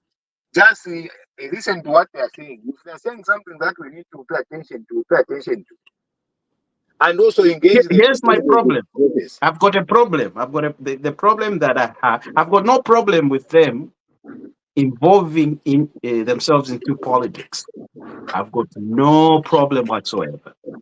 The only problem I have is for them to be siding to one particular side or party. Now, they're supposed to be what they need to be is this: they can be involved in politics, but they should stand a neutral ground. This is a place where President HH can go to the same pastor, get some advice. Lungu can go to the same pastor or bishop and get the same advice, and he would advise them because they're supposed to be advisors. In the ancient world, they even used to stand in the council, okay, and they would give specific advice, okay, and it was unbiased. Now the current situation we're seeing, it's always been a biased kind of. Even you see them, it's on when did they public start domain. It's on public domain. You can go and check. They are there on the podium talking about, hey, you kind of politician, you. Like, look, you're running a congregation with different type of people from different walks of background, and they believe in different parties. So how are they going to feel if you start talking about one individual? But they are your flock. So that's the problem. That's the problem I have, Vakazia. I can raise that very well, and in terms of agreeing with you, it's because they've exercised their rights in those managing issues. I'll give you an example, and I'll mention names right here. Number one, you remember Bishop Joy Makando. Yes. He stood up yes, and he said we need to change government. Yes. You remember Bishop Teres Fompondo. He stood there and he said we want to change government. What was the government? What was the opposition UPND's view on those comments? Well, because there's a difference there. You want me to answer you? No, let me finish. Okay. They were supported. They were supported to actually express that. PF then raised the same issues we are raising now to say, you are clergy. You do not get there involved. The answer was the same right now when they started attacking President Tete. They have changed again the same path. They start talking about the current president, which shows the consistency that when something is wrong, it doesn't matter whether they supported you or they did not. They will call you out for it. And the best that you do is sit down and listen and have a conversation and see their point of view. Jesus Christ. If you do not sit down and have a conversation with them, the problem continues like that. And that is where their right cannot be tempered. So for me, the clergy must just be part of our consultative process. We must listen to them when they are wrong, when they are advising on things that they do not want, and also ask them what the solutions look like. Because when they are criticizing government for something, government must be able to say, wait a minute, this is what we are doing and this is why we are doing it. Why do you think you should do things in the way you're saying? And then you have a conversation. The conversation cannot be curtailed with the pledge and cannot be used. Yes, our beloved resident. No, let's bring in Masiliso, who is having network. He's gonna say, let him say something. Is it about the Archbishop? Go Yes, you ahead. can Yes. talk about the Archbishop or the parliamentary presidential speech. Let me just make a comment on the Archbishop. Go ahead.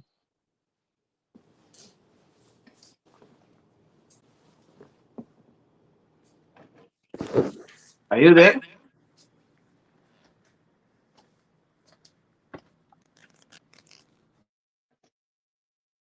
Okay, we can't hear you now. I Masiliso, go don't know if you're ahead. muted.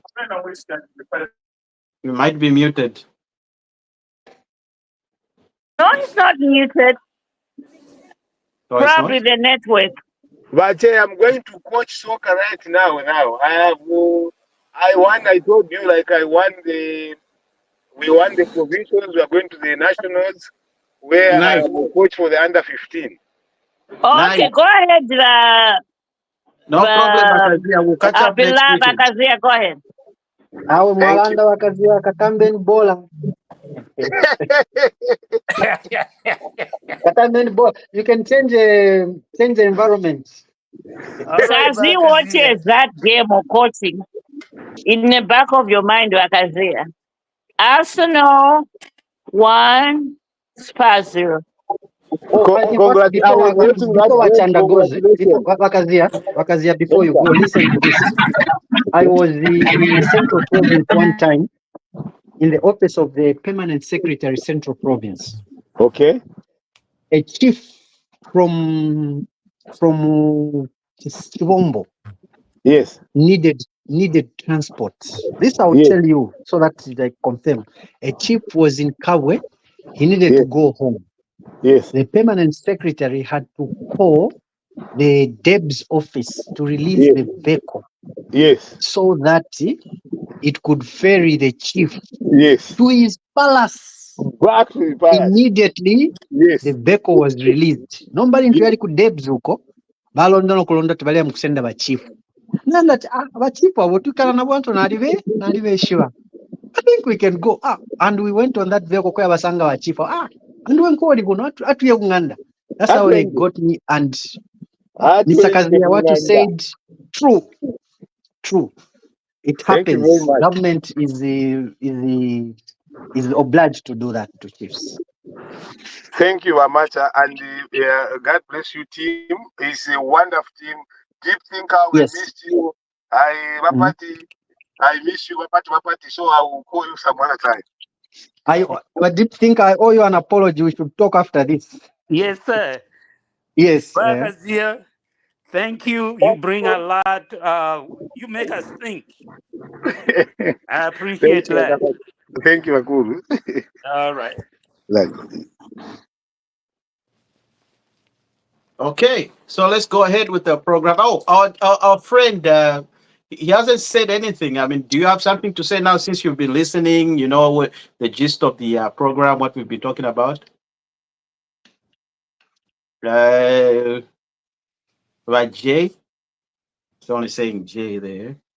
I think. Oh, sorry, is it me? Yes, I did say something actually. I said something about the bishop and the fact that the car was taken in connection with the former Commissioner General's problems at ZRA. Mm, mm. No, okay. So now, before we move ahead, you came in late. But we also talked about the lacuna in the constitution that the president talked about. He touched on the 8 years, possible 8 years of a term, as opposed to 5 years. I don't know if you watched the National Assembly and what he talked about and what everybody else is talking about. What are your thoughts?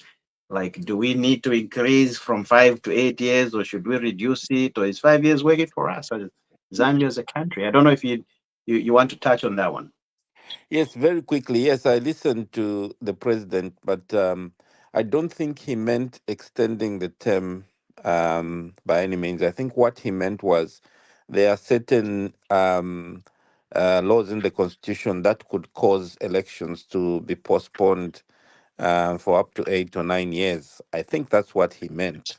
Yeah. But I think what he's trying to do in saying that is to get the opposition on board so that they can cooperate in amending the constitution, because I think when it comes to amending the constitution in Zambia, the opposition is always against it. And I think that's what he was trying to say. I'm only aware of Brother, I'm only hello. aware of the issue to do with postponing elections if somebody pulls out.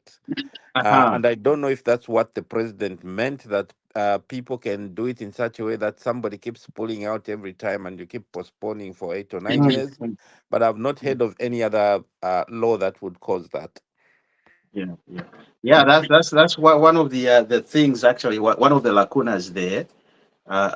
People would, they would suddenly just, withdraw, and it will lead to, a re-election, and the whole process starts, once again. So Yeah. these are the But issues. Sylvia, Can but Right. Masiliso is back up. So let's Okay, just give let's him hope we that. can connect now, because we're not listening what he's saying.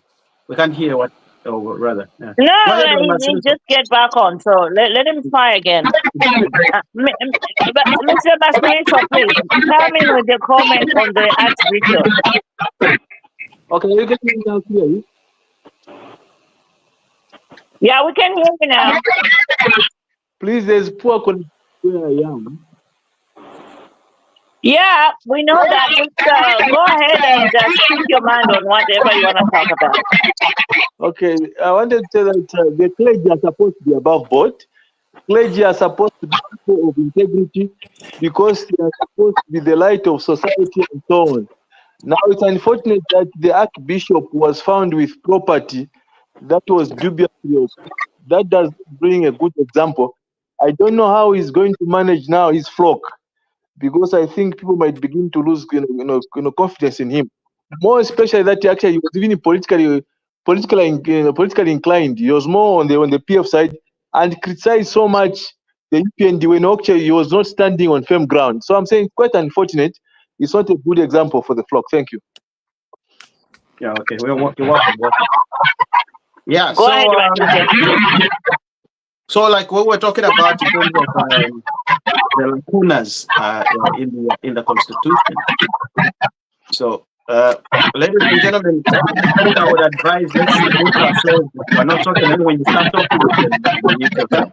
but There's a feedback. I don't know if it's me. There's some echo somewhere. I hear So some yeah, echo somewhere. we still have echoes everywhere. Yeah.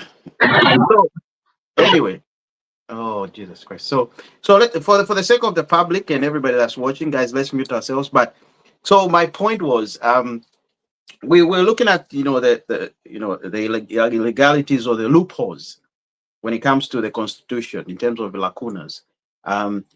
These are things that the president was saying, like he feels they need to be resolved quickly, before we find ourselves in a situation where, 10 years, 20 years from now, they say, who was the president during this reign?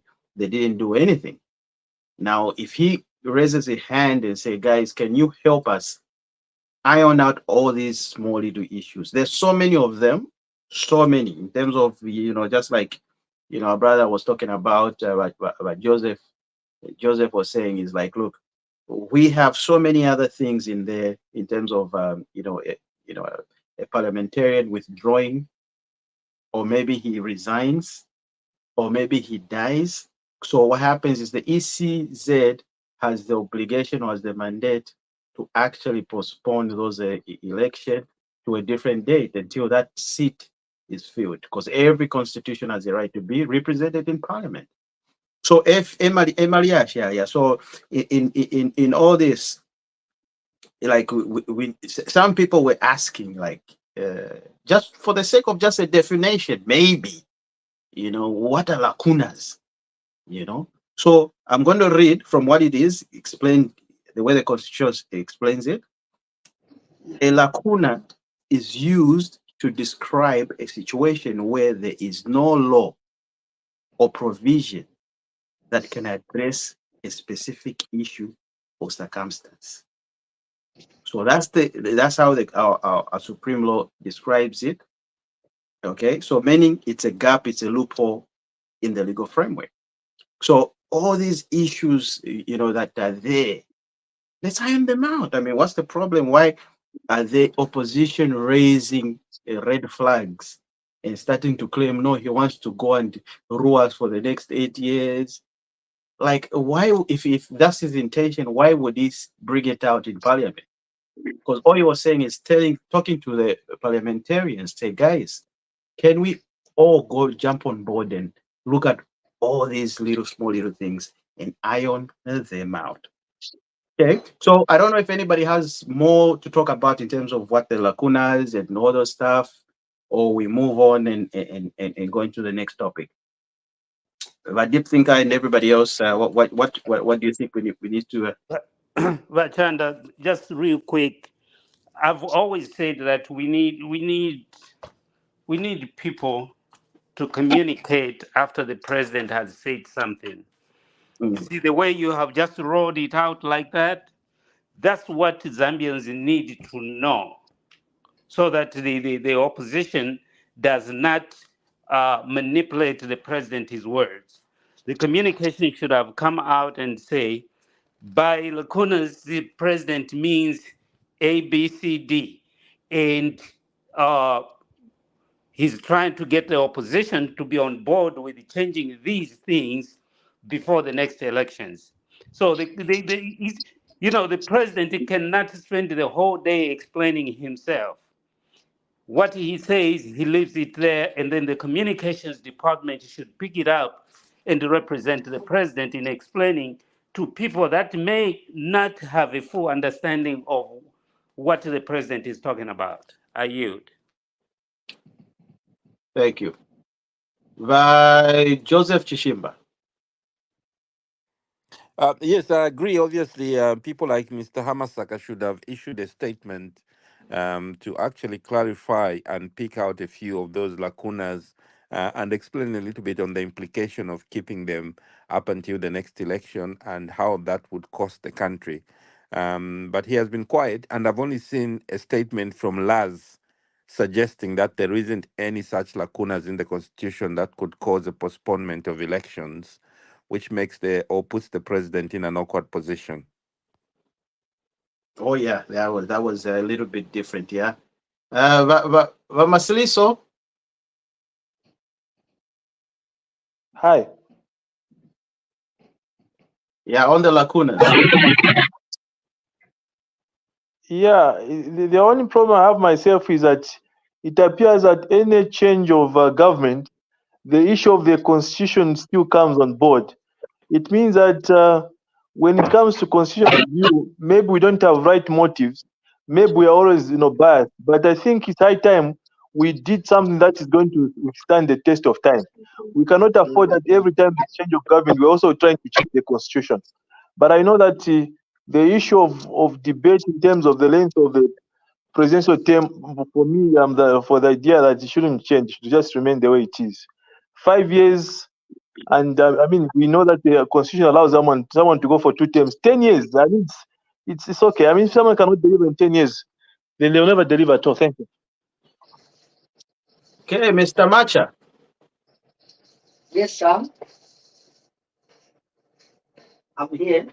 Yeah, you can iron out or conclude on the issue of the lacuna and everything else. The lacuna is Or maybe there. since you are a teacher, can you tell us what is simple terms, just for A the lacuna average is a gap. Zambian? A lacuna is a gap. It fails to communicate to us what can happen when it shows the absence of some things. When some things are not there, what happens? It's dangerous, in fact. A lacuna is a dangerous thing. We should not have a gap. There should always be continuity in anything. But when there's a gap, it's like, chain, chain yanjingai. The way a chain works, it gives that continuity. But when we're talking of a lacuna, there's a gap also where that continuity is not there and it brings about problems. That's a lacuna. Fantastic. So, like Iria Shigala Kuna, I'm going to say it in Bemba so that Vamayo, per market, they can understand what we're talking about. Because I want to China manshi, lakuna China manshi. Finchi balem sosa kwa abantu. Mwikala Zambia, nilaishi bajirechi. Lakuna, wose bamayo, mwe bali ku water compound, mwe bali kuna nikani kuana goli. Everywhere, all the markets across the world. Ila kuna nichiri echintu chakwebati. Imagine mwali bukire nkondo muno chalo cha Zambia. Then ama enemies benu bamubikira ama landmines. So payamuleta munshira mulya na muli tupata. Mamona, for simple terms, muli tupata. So munshira mulya muli tupata. So bamye banjere mwe bantu. Inshire mwali botupata. Mwipite inshire. Kamwapite inshire tupa mwala ipaya. Because ukutupata tulio tulimu. So abantu mwina Zambia kumuna tawe bane. Chentu bonfye inshira imbi o tuleta ma experts. Bese bafifunye fye tupata so that tulepita bwino mwinshira yeso twaberesho kuya ku market. Ekimo chine na constitution twakwate. Constitution tayaba smooth. Constitution yali kwate funda fimo fakwe watu kuti fyatueterera fwe bena Zambia. Because of verane ama lacunazi utupata twabamo. So ba president balenda ipane chentu fifunye fi. Chentu ikatane. Chentu fifunye mufso atabena Zambia bashiteshani. Bakwate constitution ya mani. Yakwe batu muntu uli yonso mwina Zambia. Hale sekera. Atwalikwata constitution. Not constitution yakwe bati. Na ikwatama question marks. Na ikwatama utupata mukati. Umwina Zambia tashite enjoy. Every year, President Gaisa Chiriso, President Umbiaisa Chiriso, President Uyu President Tareranda Tawebani. Tareranda tindefo kwikala more than 5 years. Aho tefwa yesosa. Tareranda ti. Ngatatwa fi sove fintu efi. Tukakwata umbi fieshiru. Otkasta nominato. Sorry to use this issue. But who knows who are going to wingesa in the future. Kuti tuwashitana nikane elect an Idi Amin. Who knows what the future holds? But ingata tufishtre sort out ama issues hapa nomba. Ikaba problem in the future. Eno pwalikate kalanda tawe since item abantu ba. Jerevani I'm in power right now. Therefore I am fi solve fintu imfibike panshi kufifunyamo so that nga president wa next aisa akamona tawe sure constitution number ireranda ku bantu abena Zambia. Muntu uli yonze fye alifye bwino. Takuli umuntu wenga fwayo kushitana kane okuikala third term okuize yari ama issues yamba na ikerefe 3 years so tayapendere fyonze filo kufifunyamo mwafifuta mwabika fe bwana malozi alandefi nga waikala bakushita nominate 2 terms nishini 2 terms walapa waimena Bible walapa 2 times now say then there's something I want to contribute up pen. I know the president mentioned that thing in the right environment, in the presence of all the lawmakers. He didn't make that statement by airport. Taipangire kumaketi, taipangire parali. He chose to talk to the right people. Maybe in this session they are making maybe legislative session. Maybe they can actively look at it now. He told the people it concerns so that baloleke shepo pamafunde. Ngafefi na chilanda. That man, you can't go to bed with HH. You can tell him, no, Shani Wakateka, we just do this, we can stand. Oh, okay. And he comes to expose you in public. It's very possible.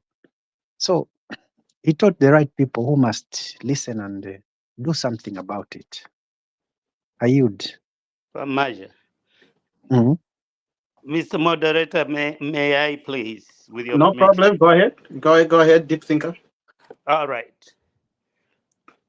Can somebody, if somebody knows, can somebody tell me the some just some of the pieces of the Constitution that is problematic that the Zambians can start thinking about as Parliament moves on to deliberate on those issues in the Constitution?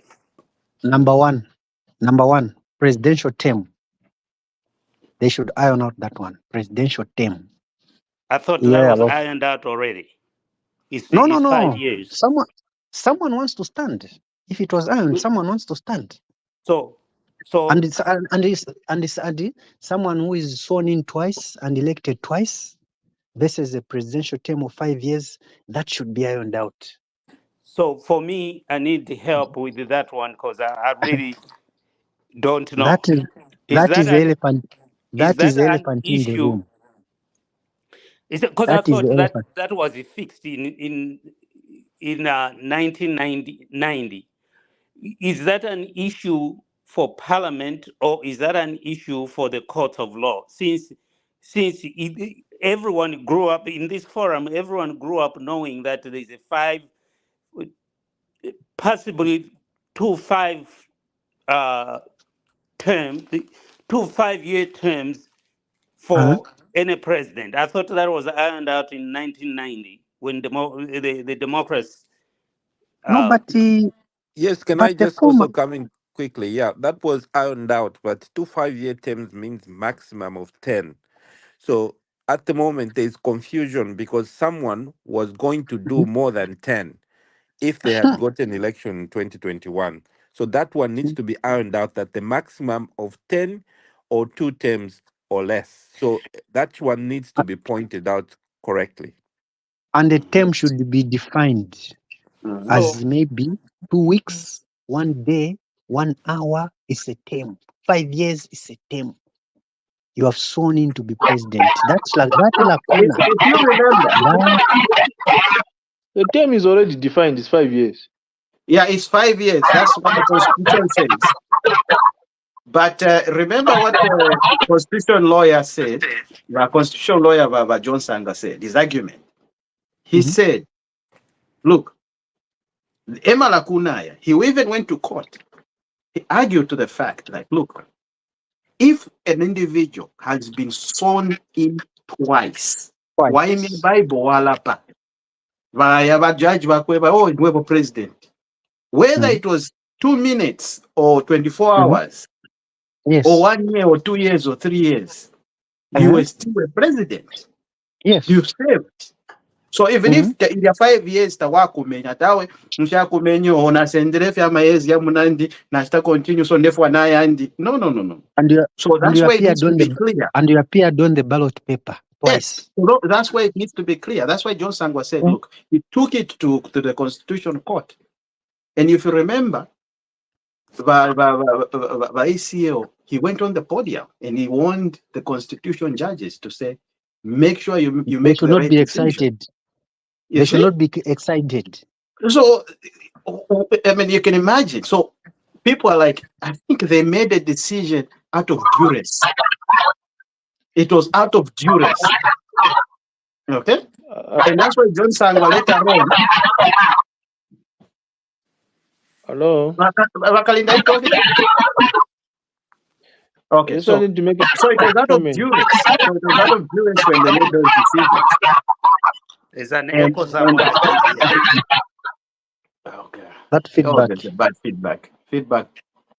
So that's what I'm saying. So it was out of duress, and when the president himself, like when everything was all said and done, we all looked at it and say, look, this needs to be looked at.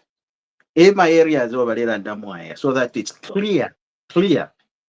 Even John Sango himself, he had to yield. He said, "Okay, there's nothing I can," because if the Constitution court's what's his final judge, it's final. There's no other court above that. So when they say this, that's what it is. Then that's what it is. So even if him personally felt like it was a wrong decision, there's nothing he can do. So my Chimochi question, Lelena Zambi. my question was just: is it a parliament issue or is it a court issue? Because I think Parliament already indicated it's 5 years. So I'm just confused where this goes, and I'm asking just for knowing. I just need to know so that I know how to think through this process. Okay, so let me just read. I've just opened the Constitution right now. I'm going to read for you what Article 52, 6 says. Okay, so it says where a candidate dies, resigns, or becomes disqualified in accordance to 70, 100, or 150. You have to read all those now. Or a court disqualifies a candidate for corruption or malpractice. After the nominations or before the date of elections, the Electoral Commission shall cancel elections and require fresh nominations by eligible candidates within 30 days. So, area Shiriana and Caneria, area of our president and every other person, this may lead into certain delays.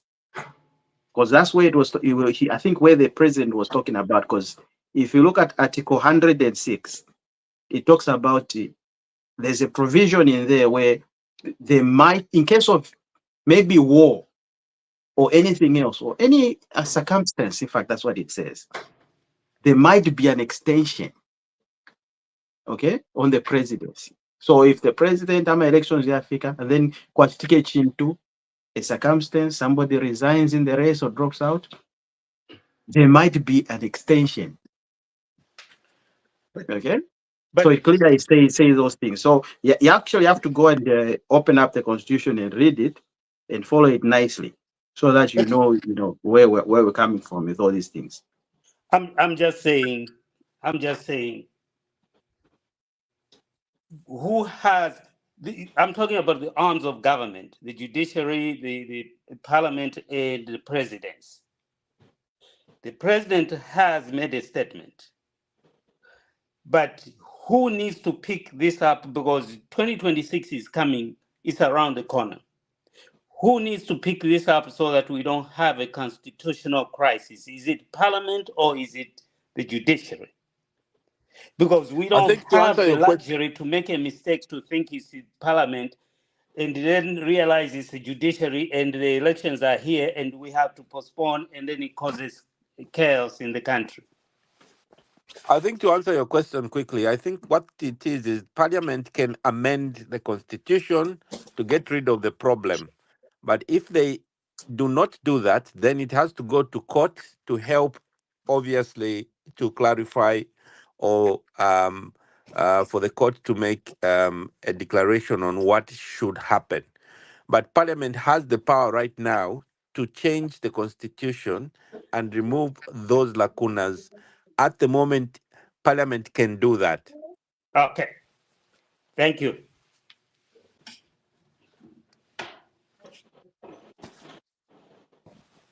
And they were told of that problem. So they should not say they didn't know.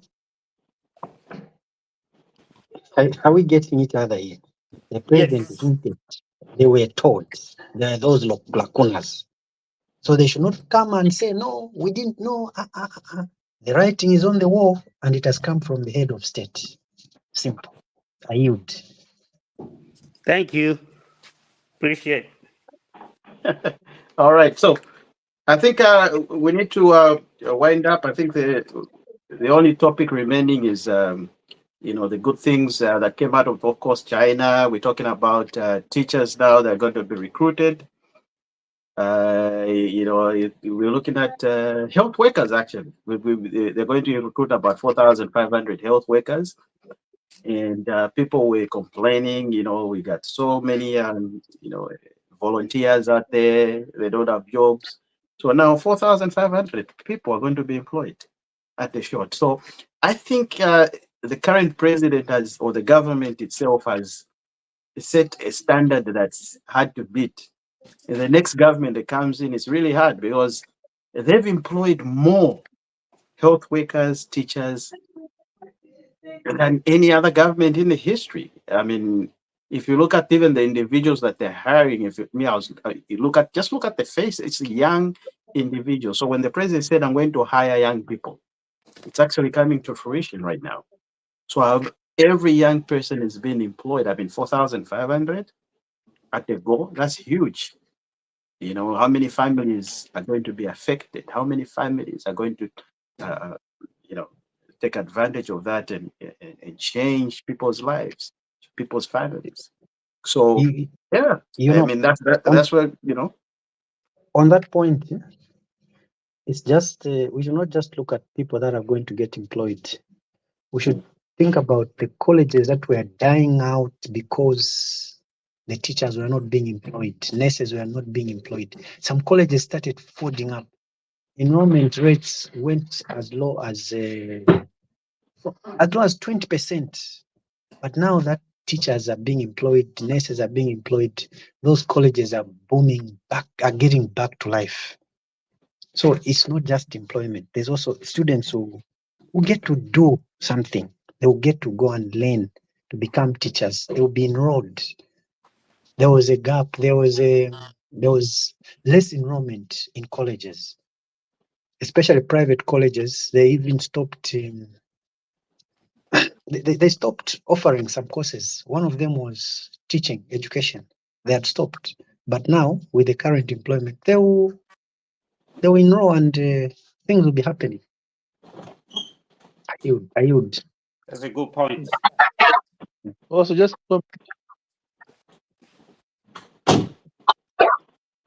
Yeah, hello. yeah. Go ahead, go ahead. Yeah, I'm saying that's a good thing, and I call it this a progressive government.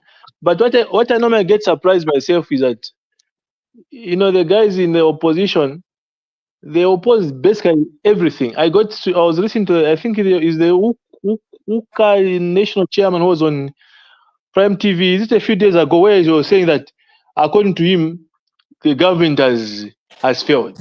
I mean, if someone has not reached all the benchmarks and so on, but we should be able to be genuine enough to mention things like this that are positive. Say, okay, yes, this we agree, this we agree, this we agree, but we can do better in this. To say this government has failed. So all these numbers of people being employed and so on, to me, is a positive move. Thank you. Uh, uh, Mr. Mr. Moderator, may I jump in, please? Hello? Can Can you hear me? Yes, you can hear you. Go ahead, go ahead. All right. The Sorry, last speaker, I didn't catch the name. I'm sorry. I think it Joseph Masiliso. or Matsudo. You are absolutely right. It's really disturbing that the opposition is doing that. But we also need to realize that this this opposition, these are the guys that mismanage the economy. These are the guys that ranked top in corruption in the country.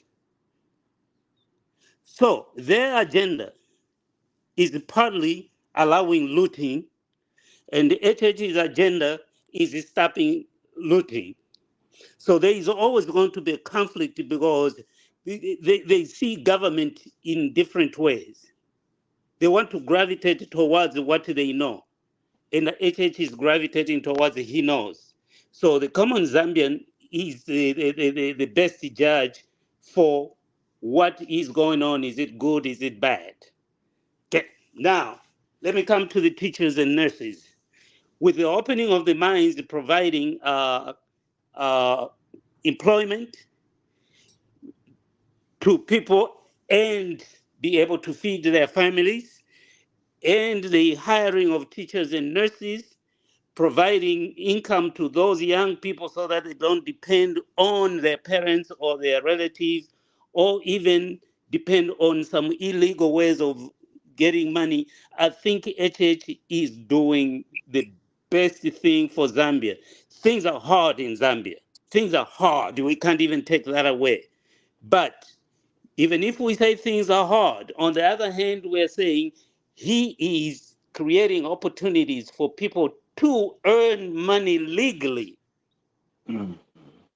to be able to counter that hardship, to be able to have something to help them with that hardship that is going on. So it need to be tied. These things HH is doing, they need to be tied to employment, which means you are removing uh, bad things happening in our communities, because now people have got an opportunity. They see opportunity. Was where there is no opportunity, people are tempted to go the crime way, to become criminals. So there's an option now: either you are hired or you choose criminality. If you go the criminality way, that means there is no excuse of hardship, because we gave you a means, but you chose to go the other way. So we have to lock you up without sympathy. But in Yeah. these situations where you are not creating employment and not putting money in people's pockets illegally, it becomes you're conflicted arresting those young people for criminal activities, knowing that you haven't provided employment to put money in their pockets. But now he's doing that, as well as creating more employment and removing criminality at the same time. Now, the issue HH has, as of right now, is the criminality of those people that are top in the top echelon of the Zambian community, those that were in government, he stole a lot of money and they are opposing everything he's doing. And some of them, if someone even said, I need you to go to jail, because if I go to jail, then it's the pathway to presidents. So that when you have that kind of thinking in opposition, the country is in a crisis. I yield. Yeah. Yeah. I agree with you. I agree with you. I don't even know why that they want to set that as a precedence. Like if you go to prison or if you go to jail, then you automatically you'll be a leader. That's not the way. This is not those days when leaders actually had to go, to prison because they were fighting for their freedom. This is not the cha-cha-cha days. This is different. When they catch you, you go against the law and you go in because of your wrongdoings. Nobody's going to give you accolades and nobody's going to vote for you. That's why it bring me back to this Ukwa group. They've been crumbling now. I believe it's split in half now, and they formed another alliance now on top of that. So you can imagine how these individuals you can But imagine how these individuals are so much unorganized. Like, really, but today you're here, tomorrow you're there. Today you're Ukwa, tomorrow you're whatever it's called now. I don't even know, like, what next. So these are the last kicks of the dying horse. I mean, it's already dead. We just need to go and bury it. And I don't understand why Lungu was there saying at all, give me a chance. Give me a chance. I'll promise I'll be better. I was shocked. Yeah, a big but man like him going saying, "No, give me a chance. I'll be better this time." but Really? Huh? You'll be better. How are you going to be better? Like you said it yourself. You're coming back to save yourself and your family. That's why you're coming back. Not nothing else. You're not coming in for any thing to help the Zambian people. You just say, "Oh no, I need to come in." There's nothing apart from you have to be in power so that you can protect your family. That's the reason. You know. Wachanda. Mkwe. Lachand, there's one thing here. You brought in the issue of we're talking about prison. Going to prison is a good thing in political circles. Mm, Even Lungu has been poking the bear so that he's arrested, so that he seeks his mm, sympathy. mm, Democracy, the way it works, is amazing. HH has come and did some reform the prisons. None of these guys are tough enough to have wanted to go to prison when Kaunda was in power. mm, Now that the HH has humanized prisoners, mm, they think that that's a good. Kaunda in those days during when they were fighting for independence, he would not willingly go to jail because jail at that time was something that you wanted to go to. mm. So that's a sign of democracy coming to Zambia, where they are even wishing that they would be arrested and be taken to jail. They will have a mattress and all that. Yeah, that's how low they are. That's how low the caliber of the opposition is as we Correct. speak. The caliber is pretty low. That's why I'm saying, like, look, the next president has to come up. I was reading, who's this? Kalava put up his constitution. Who else? KBF put up his constitution. The Sorry, manifestos, his the manifesto. manifesto. Yeah. So KBF, Kalava, they put up the manifestos. And I was also watching this so-called bulldozer. He was making a press briefing and talking about issues that he's got no knowledge about. I'm like, really? Yes, you were by luck a minister of Lusaka and a minister for Copper Belt by luck, and you're not chosen because you had the credentials. You were chosen because you were a cadre, and you're running a NATO team. What you call those guys? The NATO forces that used to terrorize people. A And thug. because people were fearing you to challenge you because you're using force, that's how you gain those positions. Okay, it's not because people voted for you, because no, they were fearing you. People were scared. If you do anything against him, the NATO forces will come knocking on your door. So he was there talking, and all these guys, and I looked onto KBF's manifesto. I'm like, this is the same thing that the PF were talking about. Yeah, what's new? Nothing new in that manifesto. Kalava, same thing. It's just hovering around the same issues that the president is currently doing. So I've not heard any opposition that's coming up with a real manifesto that's going to beat, what our manifesto is, or ideas or checks and balances, real checks and balances. I've never heard. Namkwatako party mbi ilelanda kupama checks and balances, real checks and balances. I've never heard. I got no idea.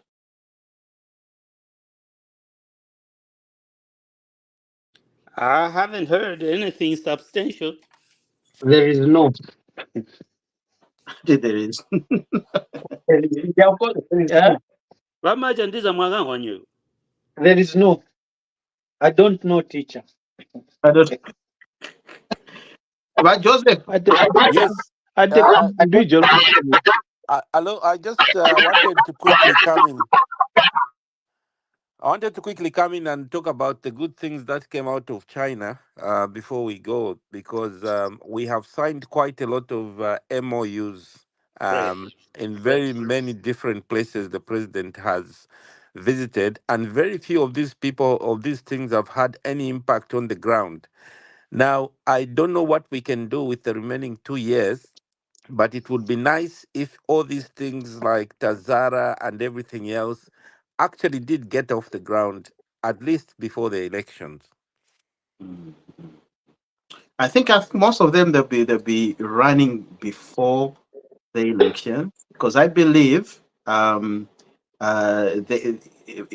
China is coming into Zambia, And what they're going to do is Kariba North Bank, and is it Kafue South Bank? They're going to build satellite plants there.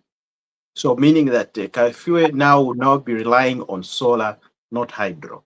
So it will be a two-way thing. So if like in cases like this in these areas, in terms of where the water is low, solar kicks in.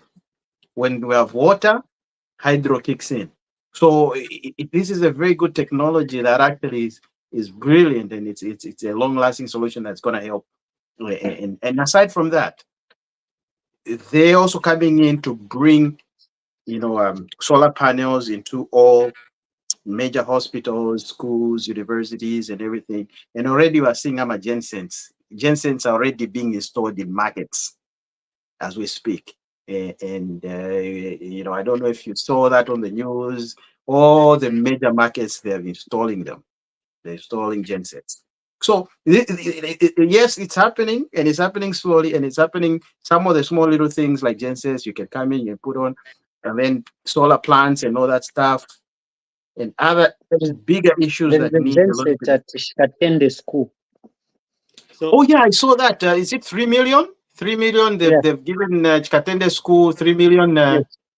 Yeah, is it 3 million? Is 3 million kwacha? Yeah, somewhere there in that range.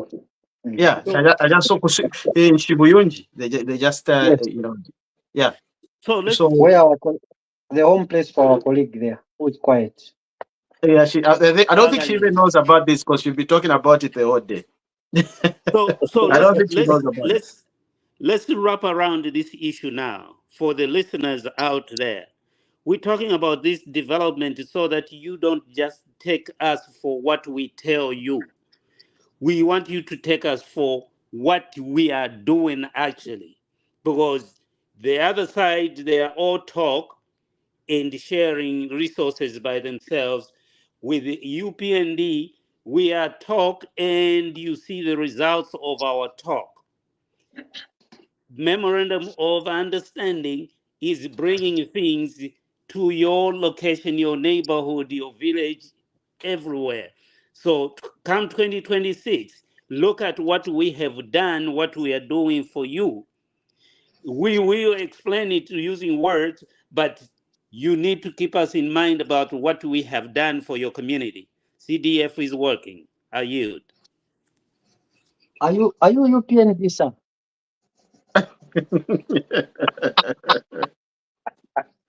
Oh Jesus Christ! You are just a political animal anyway. I actually I'm forgot to just put saying. on I'm one just point. saying that. I'm just saying that other than probably Kaunda and Manawasa, there was a lot of talk without development.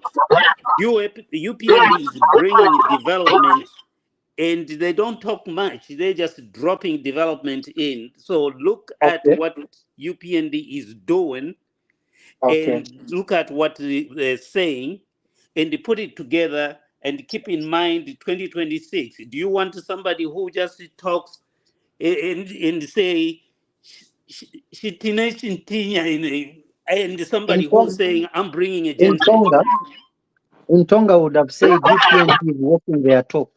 In Yes, Tonga, would have yes, saying they are walking their talk. That's in Tonga. yes. That's what I'm Yes. saying. So don't just But take us for what we are saying. Take us for but what we are doing as well. sir, nchayamba kuti opposition ndizabaragiswa. That statement where we're saying that we are walking the talk. Barowamba kuti at UPND is full of talking and doing nothing. You see, Bantambo Bagiswa. They are seeking the lead. They are not okay. They don't understand anything. We walk the talk. We just don't talk. We walk the talk. That's why now here's the thing: agriculture. They've increased it from 400 million kwacha to 1.2 billion kwacha. That is That's how food. much They are in the talking next about budget. This food. is how much. Look at from 400 million kwacha to 1.2 billion kwacha. Agriculture alone. Because the president Food. has realized that, look, if the people are fed, then the people are happy. And we invest more in agriculture, safer ways of doing agriculture, early detections, early maize, winter maize, empowering small scale farmers, upgrading them into commercial farmers. All this will be in here. So now in the next coming like seasons, with this season is being predicted to be, we're gonna have a lot of rain. So people should go there and farm now. So they start farming. The money is available from 400 million budget to 1.2 billion. But I think that says a lot. and I think Mamacha said something about the opposition. For one, I don't know if the opposition are able to drive around in the rural areas and see what is going on. And in the meantime, as they drive, I need them to look at the roads that they're driving on. They are selling despair. UPND is selling hope. In hard times, who would you rather side? The one who's selling despair and fear, or the one who's selling hope for the future? The choice is very clear. They are blind. They listen to say something. They're not listening to understand. They see to say something instead of seeing to make things better. That's what the issue is. I yield. Mm, yeah. So ladies and gentlemen, I think let's wind up. ba opposition damba legitonga ba opposition mbanchererebula. So let's wind up. So everybody should put on their last words, last 2 cents. I think we're gonna start from Macha, then Deep Thinker, and then Joseph, and then Marceliso, and then we close the program. From the presidential speech in Parliament, he is going to disincentivize. It's Sunguna. I learned that in word for the first time. Disincentivize. There's the incentive for corruption, incentive, something, but for corruption is going to make it possible. He will disincentivize. Disincentivize incentive. Now we will make it disincentivize corruption. So that point was well noted, and if it really works, Zambia will be a good place to live in. I end.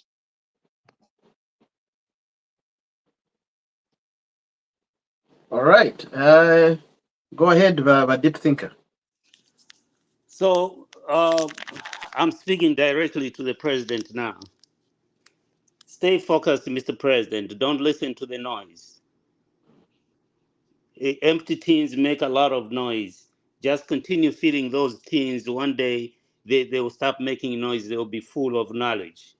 It won't be now. It'll take a long time, but keep on, stay on task. Make sure that you're addressing the food crisis. You're addressing the energy crisis, and you are promoting humanity in the country. Some things you don't answer because they're not worth answering.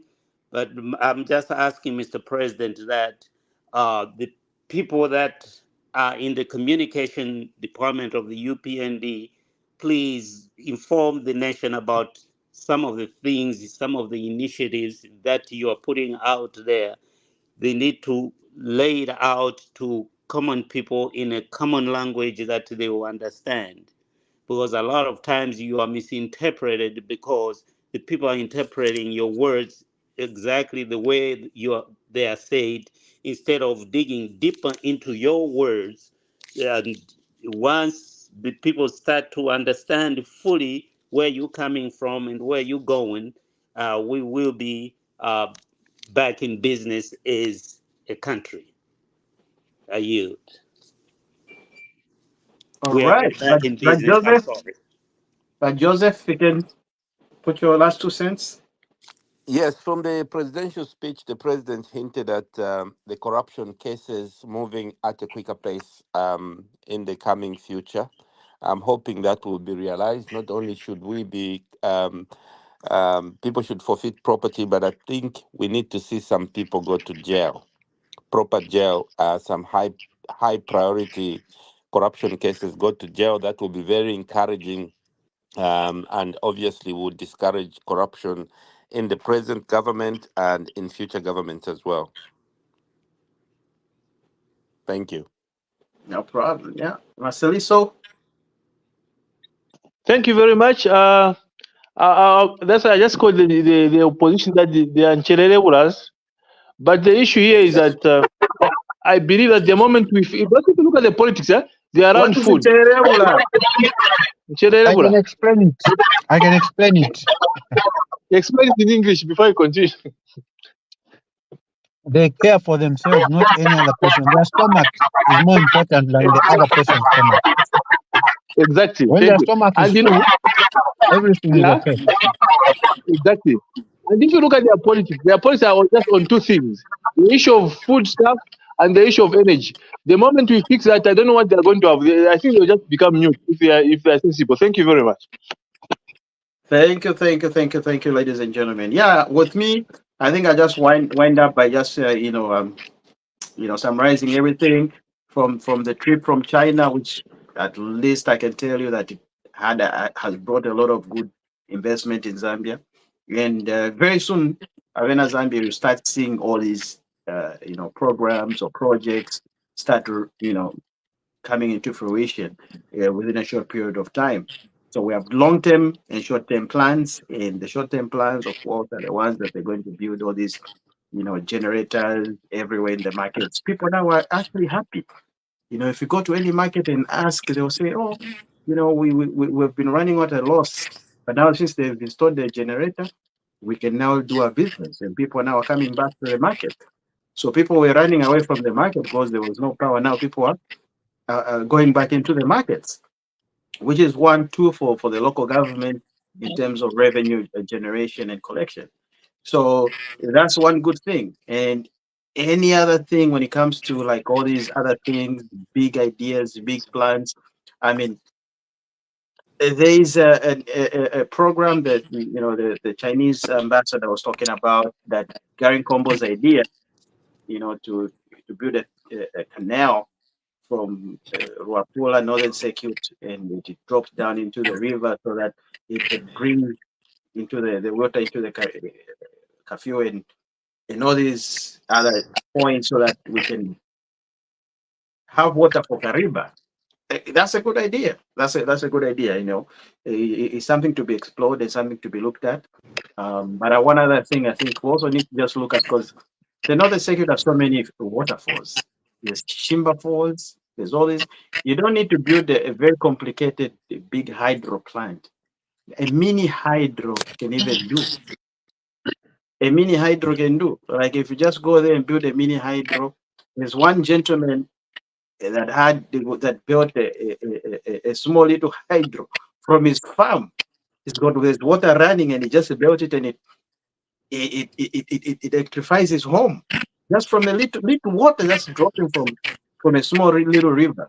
Now you can imagine Chishimba River, and people saying that the whole lot of Wafula province, I think they only need about, I'm not sure, between 30-40 megawatts of power.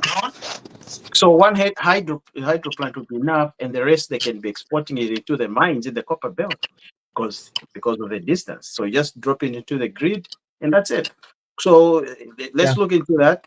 Mini hydros, like there's so many falls, so many things that can do. It doesn't have to be a Kariba. We don't need a Kariba anymore. We just need a small little hydro plant. That's it. Yes. No, you just mentioned something very important. I don't know whether I can make a comment. Go ahead. When you talk about a canal, Gary's idea, a canal from some northern part to Kafue River, you know what that canal will do? It will make water available even to dry areas. water can be harnessed. It can be used to do irrigation. Mhm. That canal can be a form of it can be a road. It can transport goods from one place to another. Mhm. You know, it's not Oh just yeah. about that canal has a multiplier effect. Mhm. Our roads right now are congested. They're even a danger. But for a Mhm. canal, like a speedboat, fast, no congestion. Mhm. You're from one point to another, from Luapula to Southern, like a speedboat. Imagine how it would be like. Even So just a it's sheep. got a Even a sheep, no, like no, no. here. Sheep, sheep is too serious, too serious. A sheep is too serious. I'm just talking about. I'm just talking about Kawato. Of course, not the PF boat. Kawato Wato or a speedboat. They will use that Because It as can a do like here, wonders. medium. there's a canal here. We call it the Welland Canal. It's the Uh-huh. mode that we use to ship goods from South America, US into Canada. So all the grain that comes Yes. from South America, it comes through that Yes. canal. So Suez it- Canal, that canal in North Africa, which connects Europe to Asia. Imagine ships were coming round Africa, but they just made like a small Suez Canal there in Sudan, somewhere up there. Just a Gentlemen, canal to connect Europe to Asia. They no longer wind round Africa to come to the other part of Asia. No. A canal is very important. It can do wonders, big wonders. Mhm. I yield. okay. So I think if everybody's set, I think we're ready to go. Bakalinda, are you there? she's still celebrating Arsenal. I don't even know Oh, why people celebrate Arsenal, but she's still you celebrating. know, because we're the winners. Oh, but Manchester United won for the first time, eh? You see, we don't even skip the meeting just because Manchester won. We stay, but Uh, but what? But Manchester mwaliwina kwa pakati hapa. Eh? we don't make a big deal because we Eh? used to winning. Arsenal is not used to winning, so you can have a moment. If tuwakuleka we know the time. All right. Mhm. So, Wakalinda, if you're not there, then that's where we're signing off. Uh, I think maybe you're busy in the party. I don't know what you guys are doing there. Hopefully enjoying. But guys, ladies and gentlemen, okay, we'll convene next We week should not again. close. They And were not to close. All right, what's that? Zambia is back Better for not close. business. What's that? See you later. Keep the faith. Yes. Abamalume ndamuyanda ndamutumina. Tuandike. Okay. I'm calling just now. All right, Okay. Aisha. Okay, All thanks. right, gentlemen. See you next week. Okay, thanks.